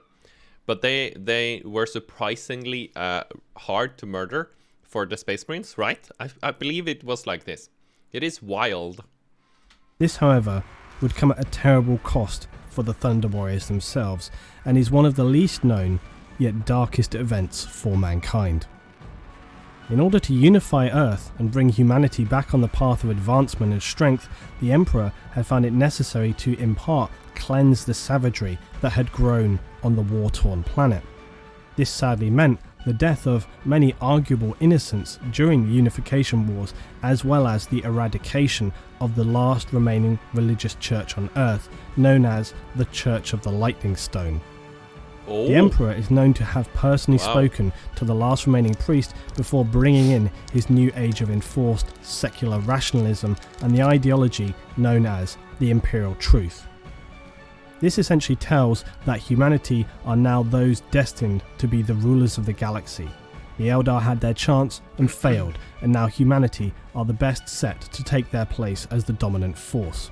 This ideology would soon be brought to all the scattered worlds of humanity in the long crusade that was yet to come. Now, the official version Wow. of things tells how the last battle of the Unification Wars takes place on Mount Ararat. This siege to cleanse the last of the techno-barbarians from the ruined wastes on Earth and finally bring it back to a time of peace and growth was said to be so brutal that waves of Thunder Warriors fell against the rocks in resistance, were slain to a single man, the legendary warrior Aric Taranis, the Wow. Lightning Bearer. He would raise the banner of lightning to mark the end of the Unification Wars, setting in place the rule of the Emperor of Man, before he too would fall to fatal wounds suffered in this battle of legend. Goosebumps again. Wow. That is so epic. And I love that there is like this last insanely cool warrior that is doing his best for his own mission. But he too shall fall. Oh, it's so epic. As with many things, the official version is not the end of the story. The actuality of the event was darker and far more sinister. The Emperor knew that in order to restore peace, growth, and a sense of civilization to his new and expanding empire, he would require a more stable and balanced force than the Thunder Warriors, who were essentially just adept brutes recruited from the wasteland, albeit clad in the earliest Imperial armor. In a necessary betrayal, the Emperor realized that in order to safeguard what he had achieved, his army of barbaric fighters could not exist past this time. It is believed that he actually ordered the many Thunder Warriors who had survived the final battle to be slaughtered by his elite guard, and possibly even some of the early proto-Astartes, who were at this time far advanced beyond most of his standard force. So he murdered them before he was like done. He's probably never like done, but like building his like Space Marines. So he got his guard and prototypes to do that. A terrible secret has been concealed from the people of the Imperium for more than 10,000 years, and were it ever to be revealed, the consequences could be unimaginably disastrous. The Emperor, though, saw this necessary evil had to come to pass for the greater good, a sacrifice of the few to save the many who would come. Oh. The Thunder Warriors were Still built for war, madness. war alone, and would not be able to adapt to a time of peace, and could even have turned a vital tool into a dangerous, unstable threat that could unbalance all that he had achieved. Yeah, if they're not, they're not made for peace. and peace is what he's after. But also war, of course, but peace. It's like more of the ultimate goal there. In order for the next stage of his plans, he also required that humanity rally behind him as the sole and most powerful force. The slaughter of the Thunder Warriors was not the last act of betrayal, though, by the Emperor. He would then take the necessary glory that he had near single-handedly reunified Terra. This distortion of the truth, while hugely distasteful, does appear largely necessary to reunite the whole of humanity and create the most powerful civilization in the galaxy. Nonetheless, should the truth ever arise, yeah, a little bit of propaganda, very important in this situation, I guess. it would at best split apart the Imperium and at worst destroy it. These choices by the Emperor are important to remember in the context of his character, as it can lead to certain logical speculations regarding future events. Some Thunder Warriors, though, would find fate on their side and escape this mass killing and live on as homeless unknowns, seeking out a miserable existence at the bottom of society. Honours forgotten, their deeds meaningless, all the while fearing constant discovery from the Imperium and certain death. Wow. This heartless betrayal. I wonder if you hear some more about those in future lore, that it was like, oh, this Thunder Warrior, and he appeared again after all this time. That would have been so cool. Those are probably like super interesting characters, you know? Betrayal was surely one of the darkest periods in Imperial history. They were never hunted, though, in any significant way. The Emperor believed them all dead, and besides, there were far more important tasks at hand, as the Emperor now gathered a team of gene wrights salvaged from the few remaining humans on Earth. These were men with practical knowledge of genetics to aid in his development of the new Astartes project. Those Thunder Warriors who did escape were not like the Astartes of the 41st millennium. They were genetically unstable, and most significantly, they only had a minimally extended mortality beyond that of a regular human, unlike the Space Marines who can live on for thousands of years. The Emperor had been working for decades on his Astartes project, deep within his mountain facility. Here he would create the vital foundations that would springboard humanity into a new age. It is very strange to like think about the Emperor walking around here. He's like, should I do it like this or should I do it like this? And then he walks around there again, a little bit around here and there, and he actually does work and stuff like that. That is a new like picture in my head around that guy, because up to now he has been more of like a warrior, emperor on top of the world, and he's like always like, whoa, you know. But as a scientist and everything, it's a different picture. Maybe he had a scientist robe on him, like a white like robe or whatever, and he's walking around. Strange, cool, strange. He's like a versatile being. But they have been explaining that he is like epic in so many fields, though, so it makes sense. It's just such a different picture. I wonder if there's any like artwork of him like as a scientist as well. That would have been really cool.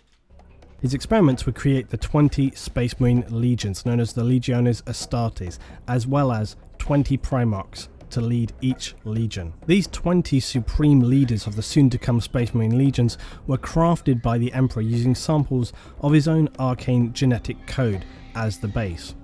It is obviously unknown the depth of which the Emperor used his own DNA to create the Primarchs, but later findings through ancient Imperial records do hint that he spliced multiple DNA types together, even going so far as to introduce some animal DNA into the Primarchs. Cool. And this would explain why some, such as Lehman Russ, would display the wolf-like qualities, and why these would then become present throughout the Space Wolves Legion and chapter. Yeah.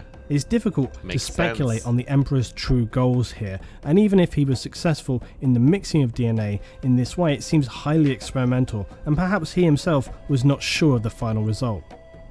This period of intelligent design was hasty and somewhat improvised given the dire situation facing mankind. It needed to repopulate its military power in order to springboard and take stage fights forward to reconquer the colonies.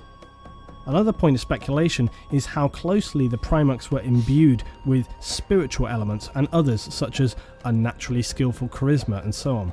Still though, in creating the Primarchs and even taking small elements of the Emperor's DNA, it imbued them with these demi-godlike characteristics. It also explains why at this time the barely known forces of chaos would seek out and scatter the developing Primarchs before the Emperor's plans could grow into fruition. Little is known of this Primarch scattering event, but it has been suggested that the dawning forces of chaos felt this expanding power from humanity to threaten them, and in an effort to slow or negate it, they reached out into the mortal world to seize and scatter the fetal Primarchs across the galaxy. Scatter? By that, does it mean like spread them out into the universe? World they found themselves on would surely in time come to realise that they were far from normal, often finding themselves as a natural leader in command of the systems that would become their home. Okay. Do I understand correctly? They got created, then they got like placed around the universe, and then they're starting to like find themselves. Is that how it was? I thought it was like this group in the mountain that got formed, and then they got really cool and they got armor and everything, and then they started making legions for all of them, and then it continued like that. But they were scattered and they kind of built up themselves around the world. Not the world, the universe. Later the Emperor would one by one discover and reunite the Primarchs with their legions, establishing one of the most powerful military forces the galaxy had ever seen. Wow. The Thunder Warriors, though, were undoubtedly the early prototypes for the Astartes project, which subsequently makes their untimely end all the more tragic, as their sacrifice was so great, yet the memory of them was totally obliterated. The Astartes project would continue in a pragmatic manner. Each of the early legions at this time contained barely a few hundred marines. Their equipment was lightweight and somewhat improvised by comparison to later standards. They trained their minds and bodies to be the will, might and rule of the Emperor. Time would pass and their numbers grew. Each legion was divided not only for organisational reasons but also for practical reasons. Because of their adapted genetics that were drawn from the Primarchs, some carried traits and psychological behaviours which would not have been found comfortable comparison with their sibling legions. This segregation also allowed them to focus their bonds to their brothers in their own legion, creating a near unbreakable kinship between Astartes. If the newly created Astartes would be the Emperor's scalpel, his gleaming pinnacle of human achievement, then the Thunder Warriors were certainly a mace used to bludgeon the remnants of humanity back into submission. Whoa. The Thunder Warriors were genetically stronger though, tougher, and could even be stronger in battle than the newly created Astartes, which is something people often forget. That is wild. They were a rough, brutal instrument, but ultimately a temporary solution to a violent problem. The Space Marines would serve not only as a weapon, but as beacons to mankind, a glimmer of what humanity could hope to be. The dark times to come, however, would show that this was a misplaced belief, that while the Space Marines were created to represent the pinnacle of human development, they ultimately proved as susceptible to the basic flaws of mankind as any other mortal. The Emperor's campaign on Earth would now come to a close. He began establishing the fundamental elements of a civilized, modernized society in government administration, economy and infrastructure. An important figure in this process was a man known as 𝗦cie𝗰𝗶, the Sigillite. He had a vast knowledge of such matters and carried himself with the bearing of a priest. He was appointed to run the courts and palaces of the new empire, the right-hand man of the Emperor. Earth would turn from a place of desolation and horror to one of active production, rebuilding and planning. Wow. Some might call it coincidentally convenient, but at this time a vast shockwave would travel through the galaxy, the birth of Slaanesh. Humanity would have no idea of the significance of this, only that it cleared the storms from the warp that had isolated and ruined humanity's gloriously technologically advanced empire. Again though, we could speculate that the Emperor had foreseen these events and the necessity of preparing Earth for this time. I was thinking like, why didn't they pick another time to come into like to make himself visible for the humans? But I guess he just picked the perfect time. Maybe or like the perfect time to like when humanity was going down, he found like a place where it could just get it a little bit up again before it's like totally gone. It's just like the last piece before it's like, yeah, destroyed forever. Makes sense. On Mars, the humans of the cult Mechanicus, that is those who worship machines, would become aware of this unification on Earth, as information through distant communication and physical observations. They viewed this new emperor as a man in alignment with their own agenda. Mars, during the Dark Age of technology, had been a planet with a single purpose, a powerhouse of production for this age, consolidating ships and weapons, including the vast Titans, hundreds of feet tall, gigantic bipedal war machines whose very presence could end conflicts before they began. Since the end of this age, cults had risen across the Mars, and the most prevalent of these was the Mechanicus, whose ideology included the veneration and acquisition of these ancient but highly advanced technologies, from the period known as the Dark Age of technology. During the period of isolation known as the Age of Strife, Mars had undergone a similar societal collapse comparable to that of Earth. With all trade cut off, they had insufficient water and food to supply the populace. A civil war would follow, as well as the collapse of some planetary infrastructures that shielded their little remaining hydroponics and food production systems. This would lead to a further collapse of the already fragile supporting systems. The Techs, an established Mechanicum, decided the best way to survive this apocalypse would be to retreat into underground bunkers which had been mined out, creating vast cities below the surface. Little is known at this time, but evidently prior to their seclusion, the Mechanicum Techs were a cult who would bear a respect and drive to recover, protect and utilize the lost technologies of mankind. Upon their rise from the subterranean depths, they had in this time translated this over into a complete faith.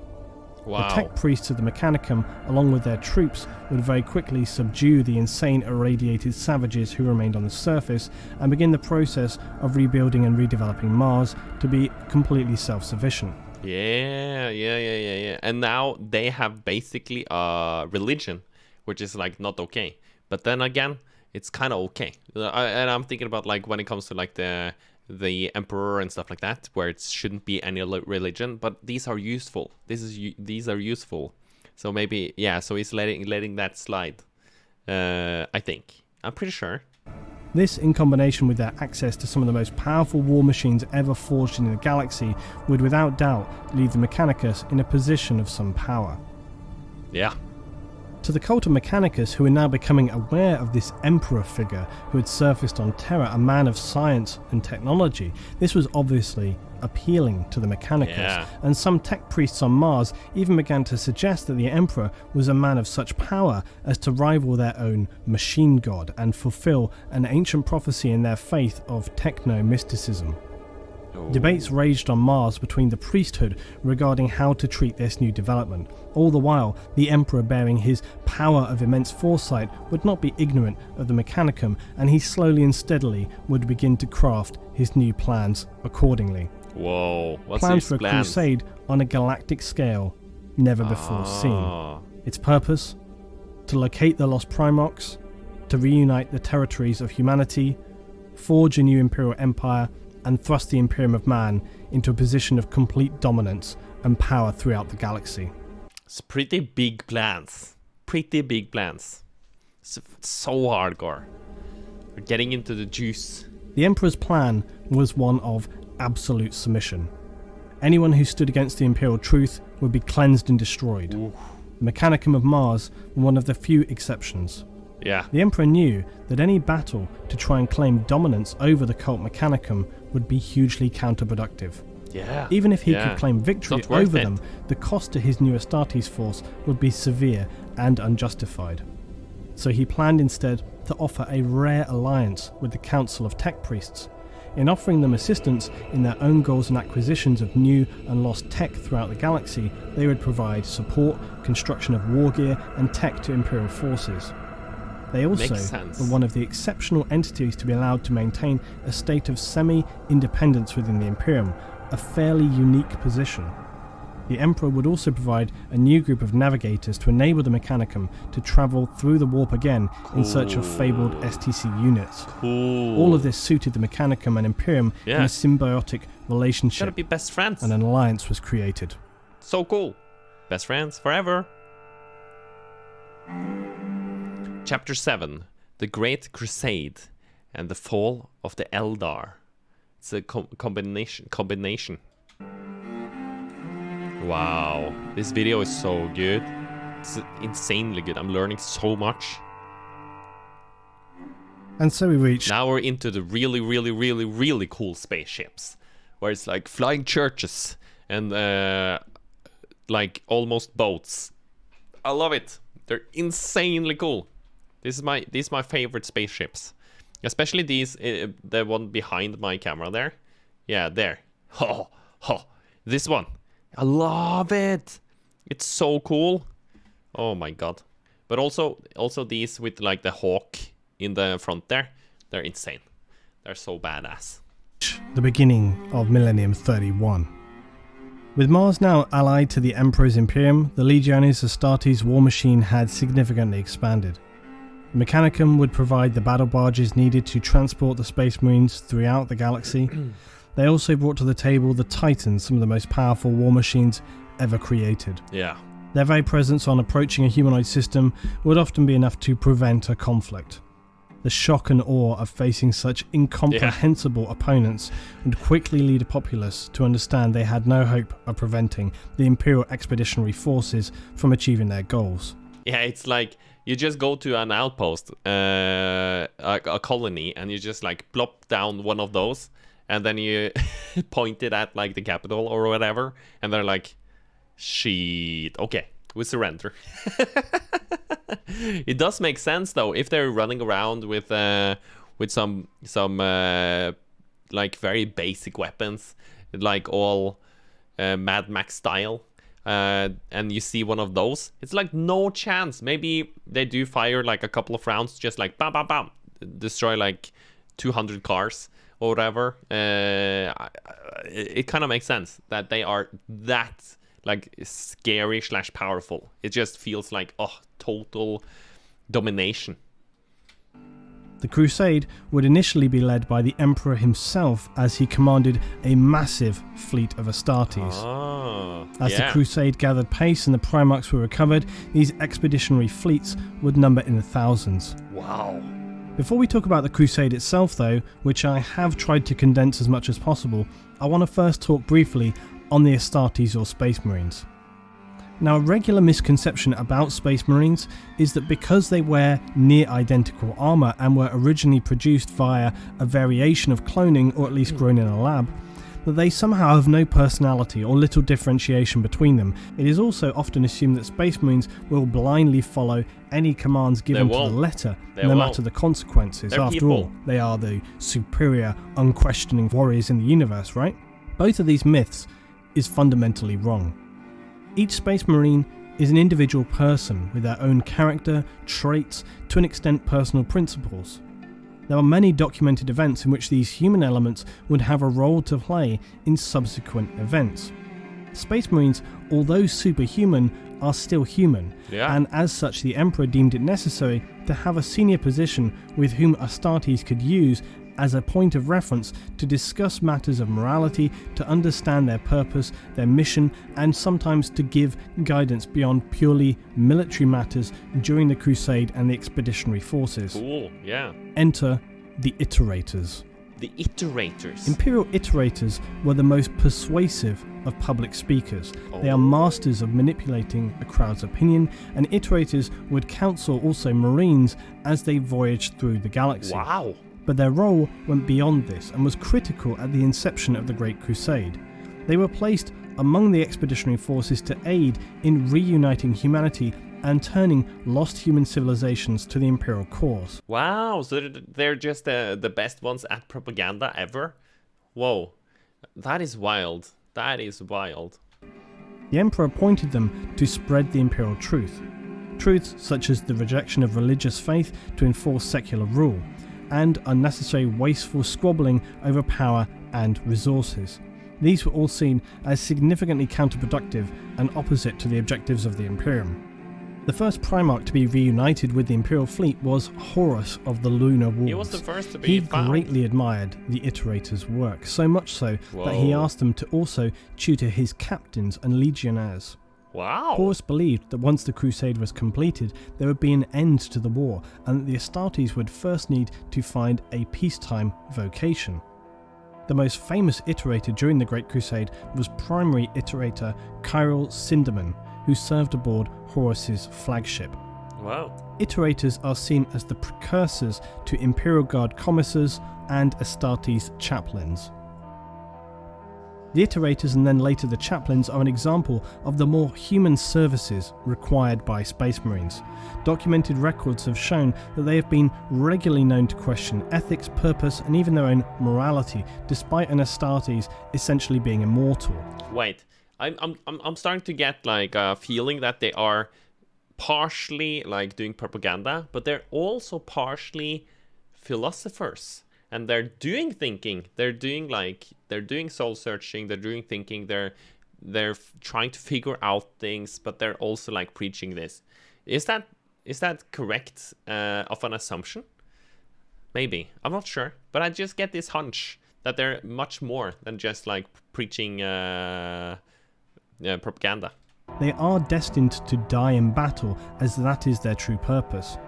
And despite this predefined fate, they are far from the emotionless drones that some would assume. They are a living embodiment of humanity, a distillation of spirit and mind. Yeah. The Emperor's Great Crusade to reunify humanity had begun in earnest.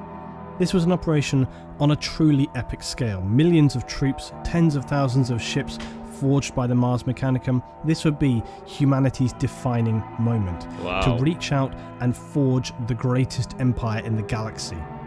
The Imperial forces comprised soldiers, naval officers, and most importantly, the Astartes legions. They were configured and divided into expeditionary fleets supported by all manner of cruisers, transports, scout teams, dropships, and so on. Commanded by the Emperor and his war council, but also by individuals placed in charge of these expeditionary forces. It's important to remember that these forces were as much exploratory as they were tasked with an important mission. Yeah. A great deal of time had passed during the Age of Strife, as well as incalculable quantities of data had been lost in the process. The Imperial forces simply didn't know exactly where all the colonies were, nor their status. Had they been destroyed in civil war, alien genocide, or perhaps the opposite and expanded to a degree where they would not need aid, but instead submission? Yeah. All of these were unknowns. Anything. Many locations could be estimated as to whether or not they had been colonized in the past. The Mechanicum could provide some information from past scripture as to where human colonies had been. Huh? Sa du noe til meg? Sa du noe til meg? Okay. I thought LT asked me something. Located, although more importantly, they wanted to know where we could find ancient and undiscovered technology.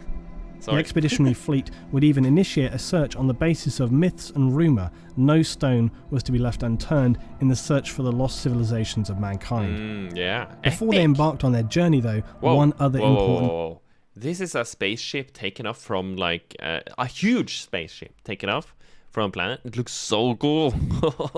task was required. Wow. Although the warp storms had subsided, allowing travel once again across great distances, the Navigator class from the past that would guide ships through the warp. This system, though, was far from perfect, and the Emperor had a greater plan. On Earth, the Emperor ordered construction of the Great Astronomicon. Tech priests from Mars were drafted in to aid in this project, and its purpose would be to enable the Emperor to guide, oversee, and command his vast fleet, all from Terra. It created a system for him to focus, amplify, and broadcast psychic signals and energy. It would stand as an unchanging marker, a lighthouse for the navigators, a point of reference around which they could plan all their travels. This certainly was an important factor in the success of the Crusade, as it enabled the navigators to travel through the warp in great leaps and faster than they ever had done before. That is In addition wild. to this, the Emperor... So, as I understand it, the Emperor is helping out. It's not like he is the only one guiding them. The three-eyed like navigators, they do navigation, but the emperor is like just a little bit this way, no, a little bit more that way, and that is helping the navigator, right? So it's not only the emperor. Great leaps and faster than they ever had done before. In addition to this, the Emperor would also create the astropaths. These were powerful psykers whose sole task would be in relaying communications from the fleet and later the established Imperium back to the ruling council on Terra. Wow. The vast distances involved meant that the astropaths would become the only communication link between Terra and the distant colonies. So they're However, as with the Eldar, the risk of possession to the astropaths by warp demons consuming the psykers and thereby enabling them to travel into the material world was one that the Emperor was all too aware of. What do you especially do about that? After his Primarchs had been scattered throughout the galaxy. To this end, the astropaths would undergo an extreme and harsh process of toughening against the threat of warp entities. Whoa. The Emperor himself would manipulate and reform their mind into a protective vessel, making them nearly immune to risks from the warp. Wow. This process, though, was agonizing and extremely dangerous. Many psykers were killed in the process or went completely insane. Wow. Even if they survived the This is process, wild. a universal effect would see their optic nerves become damaged beyond repair. This meant all astropaths are blind. Whoa, but they're like still on the same like side. They didn't like go on a different side, being pissed off of what they went through. Wow, they're still, whoa, this is wild. Like that doesn't like compute for me, you know?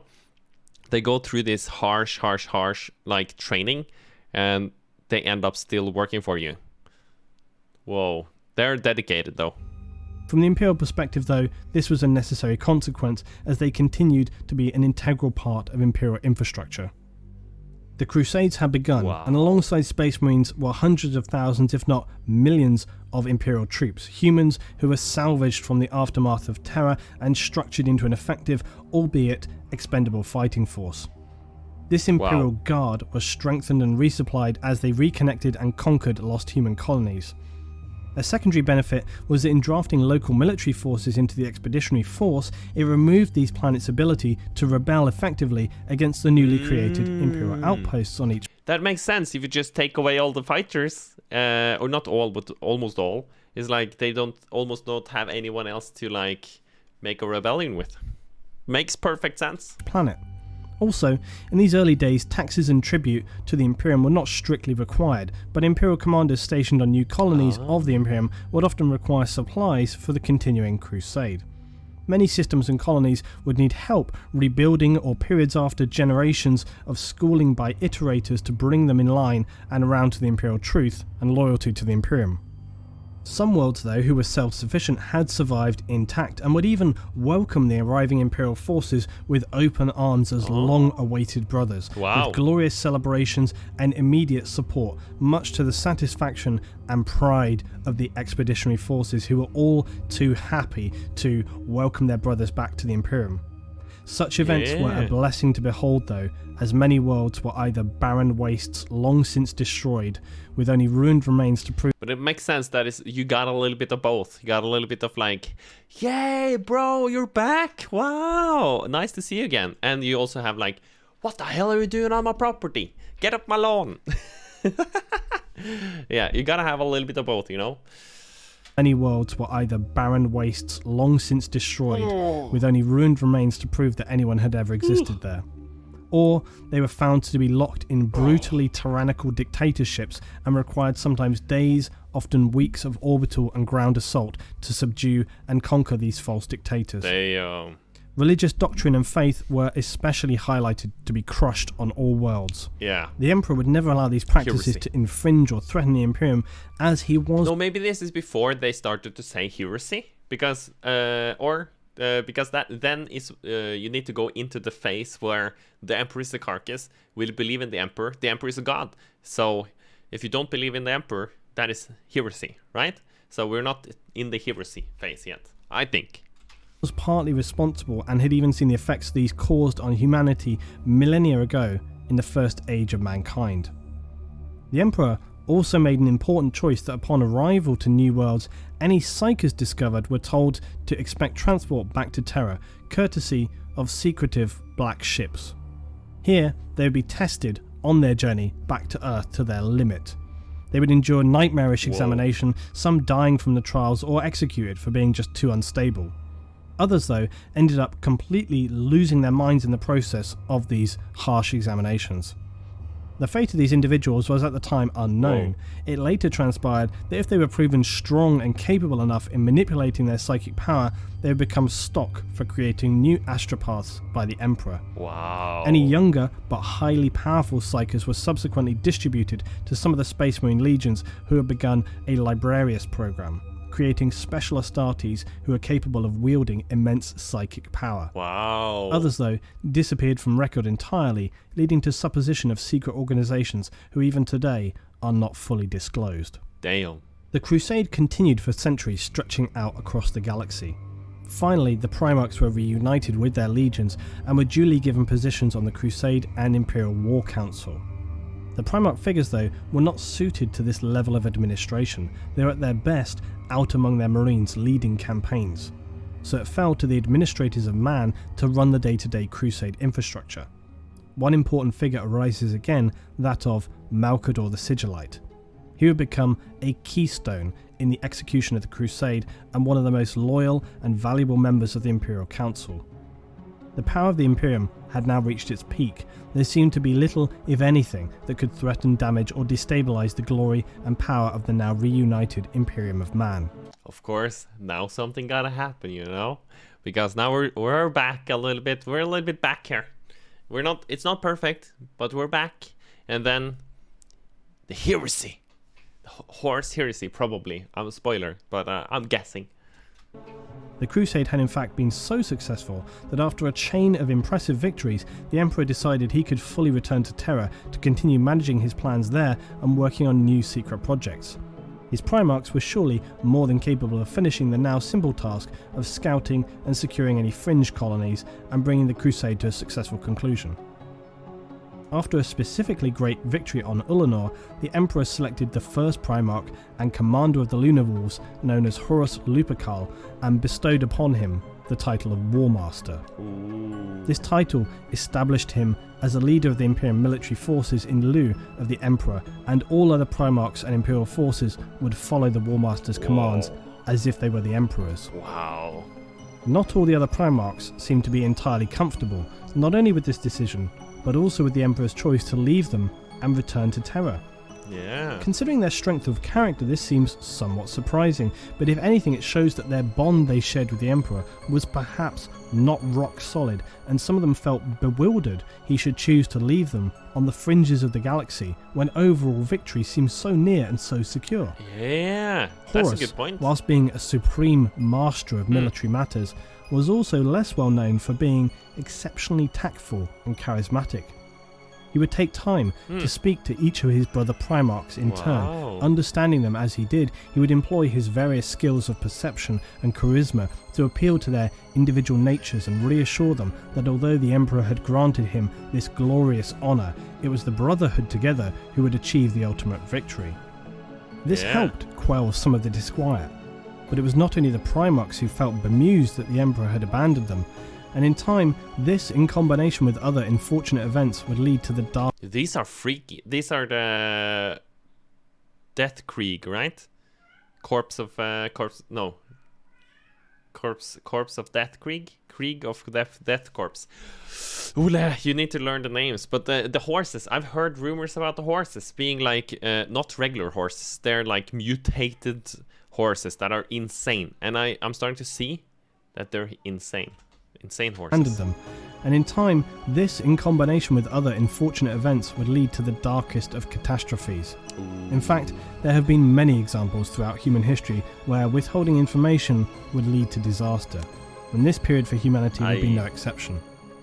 The Emperor's decision to not make his Space Marines aware of the dark forces of chaos for their own benefit. In fact, even to this day, the vast majority of the Imperial citizenship lives blissfully unaware of the darkness that lies in the Immaterium. Yet he still haven't told them. that is wild to think about. But yeah, then it makes them more like accessible from like the chaos can access them easier and manipulate them easier if they don't know of the danger, probably, maybe, or do they know?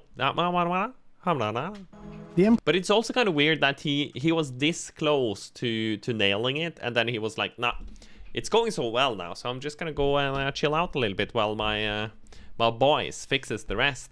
It does make sense also, because like as someone that can like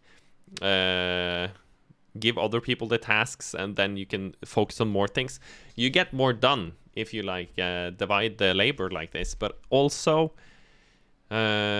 but I don't know why do they get so butthurt about that, because it makes sense that he does it. I don't know lives blissfully unaware of the darkness that lies in the immaterium. The Emperor's precise reasons for this are not crystal clear. Perhaps he felt that humans were too easily persuaded or tempted by the promises of quick, easy power.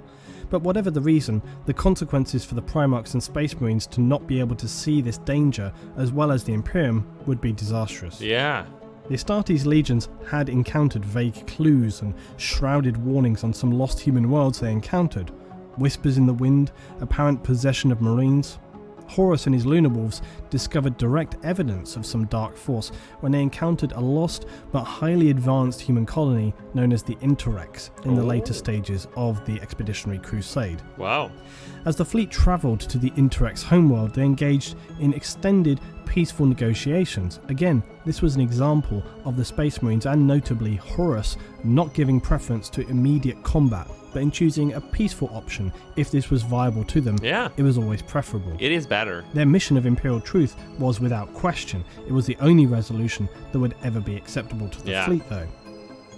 Now, during this encounter, Garviel Loken, who was the Lunar Wolves' 10th captain and a member of the Mournival, was a close and under Imperial rule illegal clique of brothers, but one which Horus had allowed to exist so as to help advise him on matters of importance. Huh.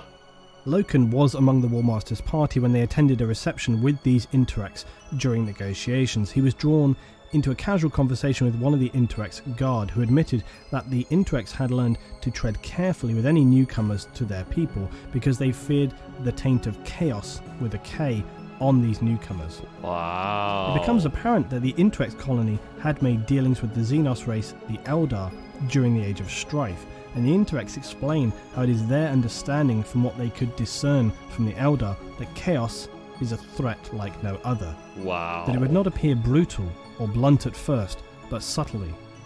They feared chaos deceptively approaching their space, posing as a friend, seeking to bleed its way into their confidences, and then destroy them mercilessly from the inside out.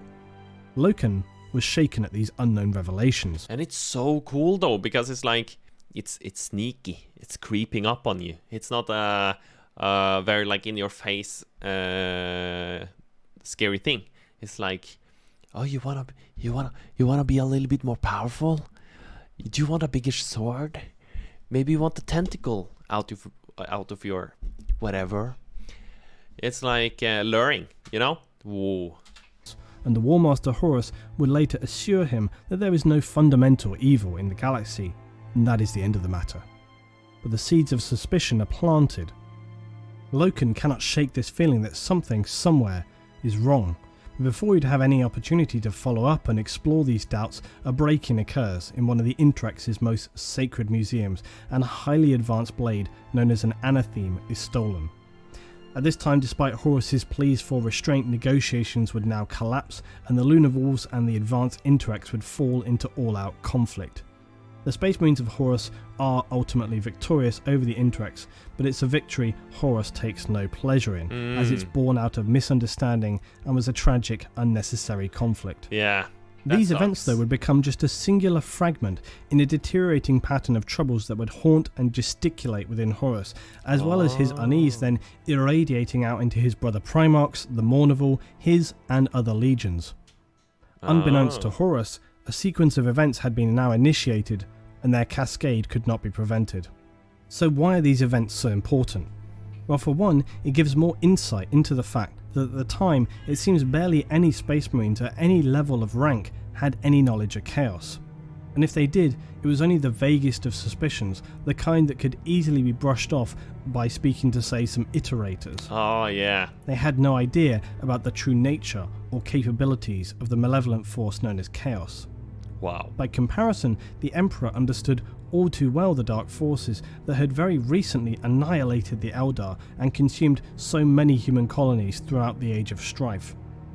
It seems strange that he would choose not to gift his Astartes, and more importantly his Primarchs, with this information so that they could best protect at least the against Primarchs, its darkness. But perhaps he feared that knowledge of the warp entities would do more harm than good, instead choosing ignorance as the best policy. However, a combination of time, doubt, rejection, jealousy, and greed brewing in corners of the Astartes legions would prove this to be an unwise decision. Damn. Wow. I think the Horus Heresy is coming next. To be continued. Oh my god, this was so good. Oh.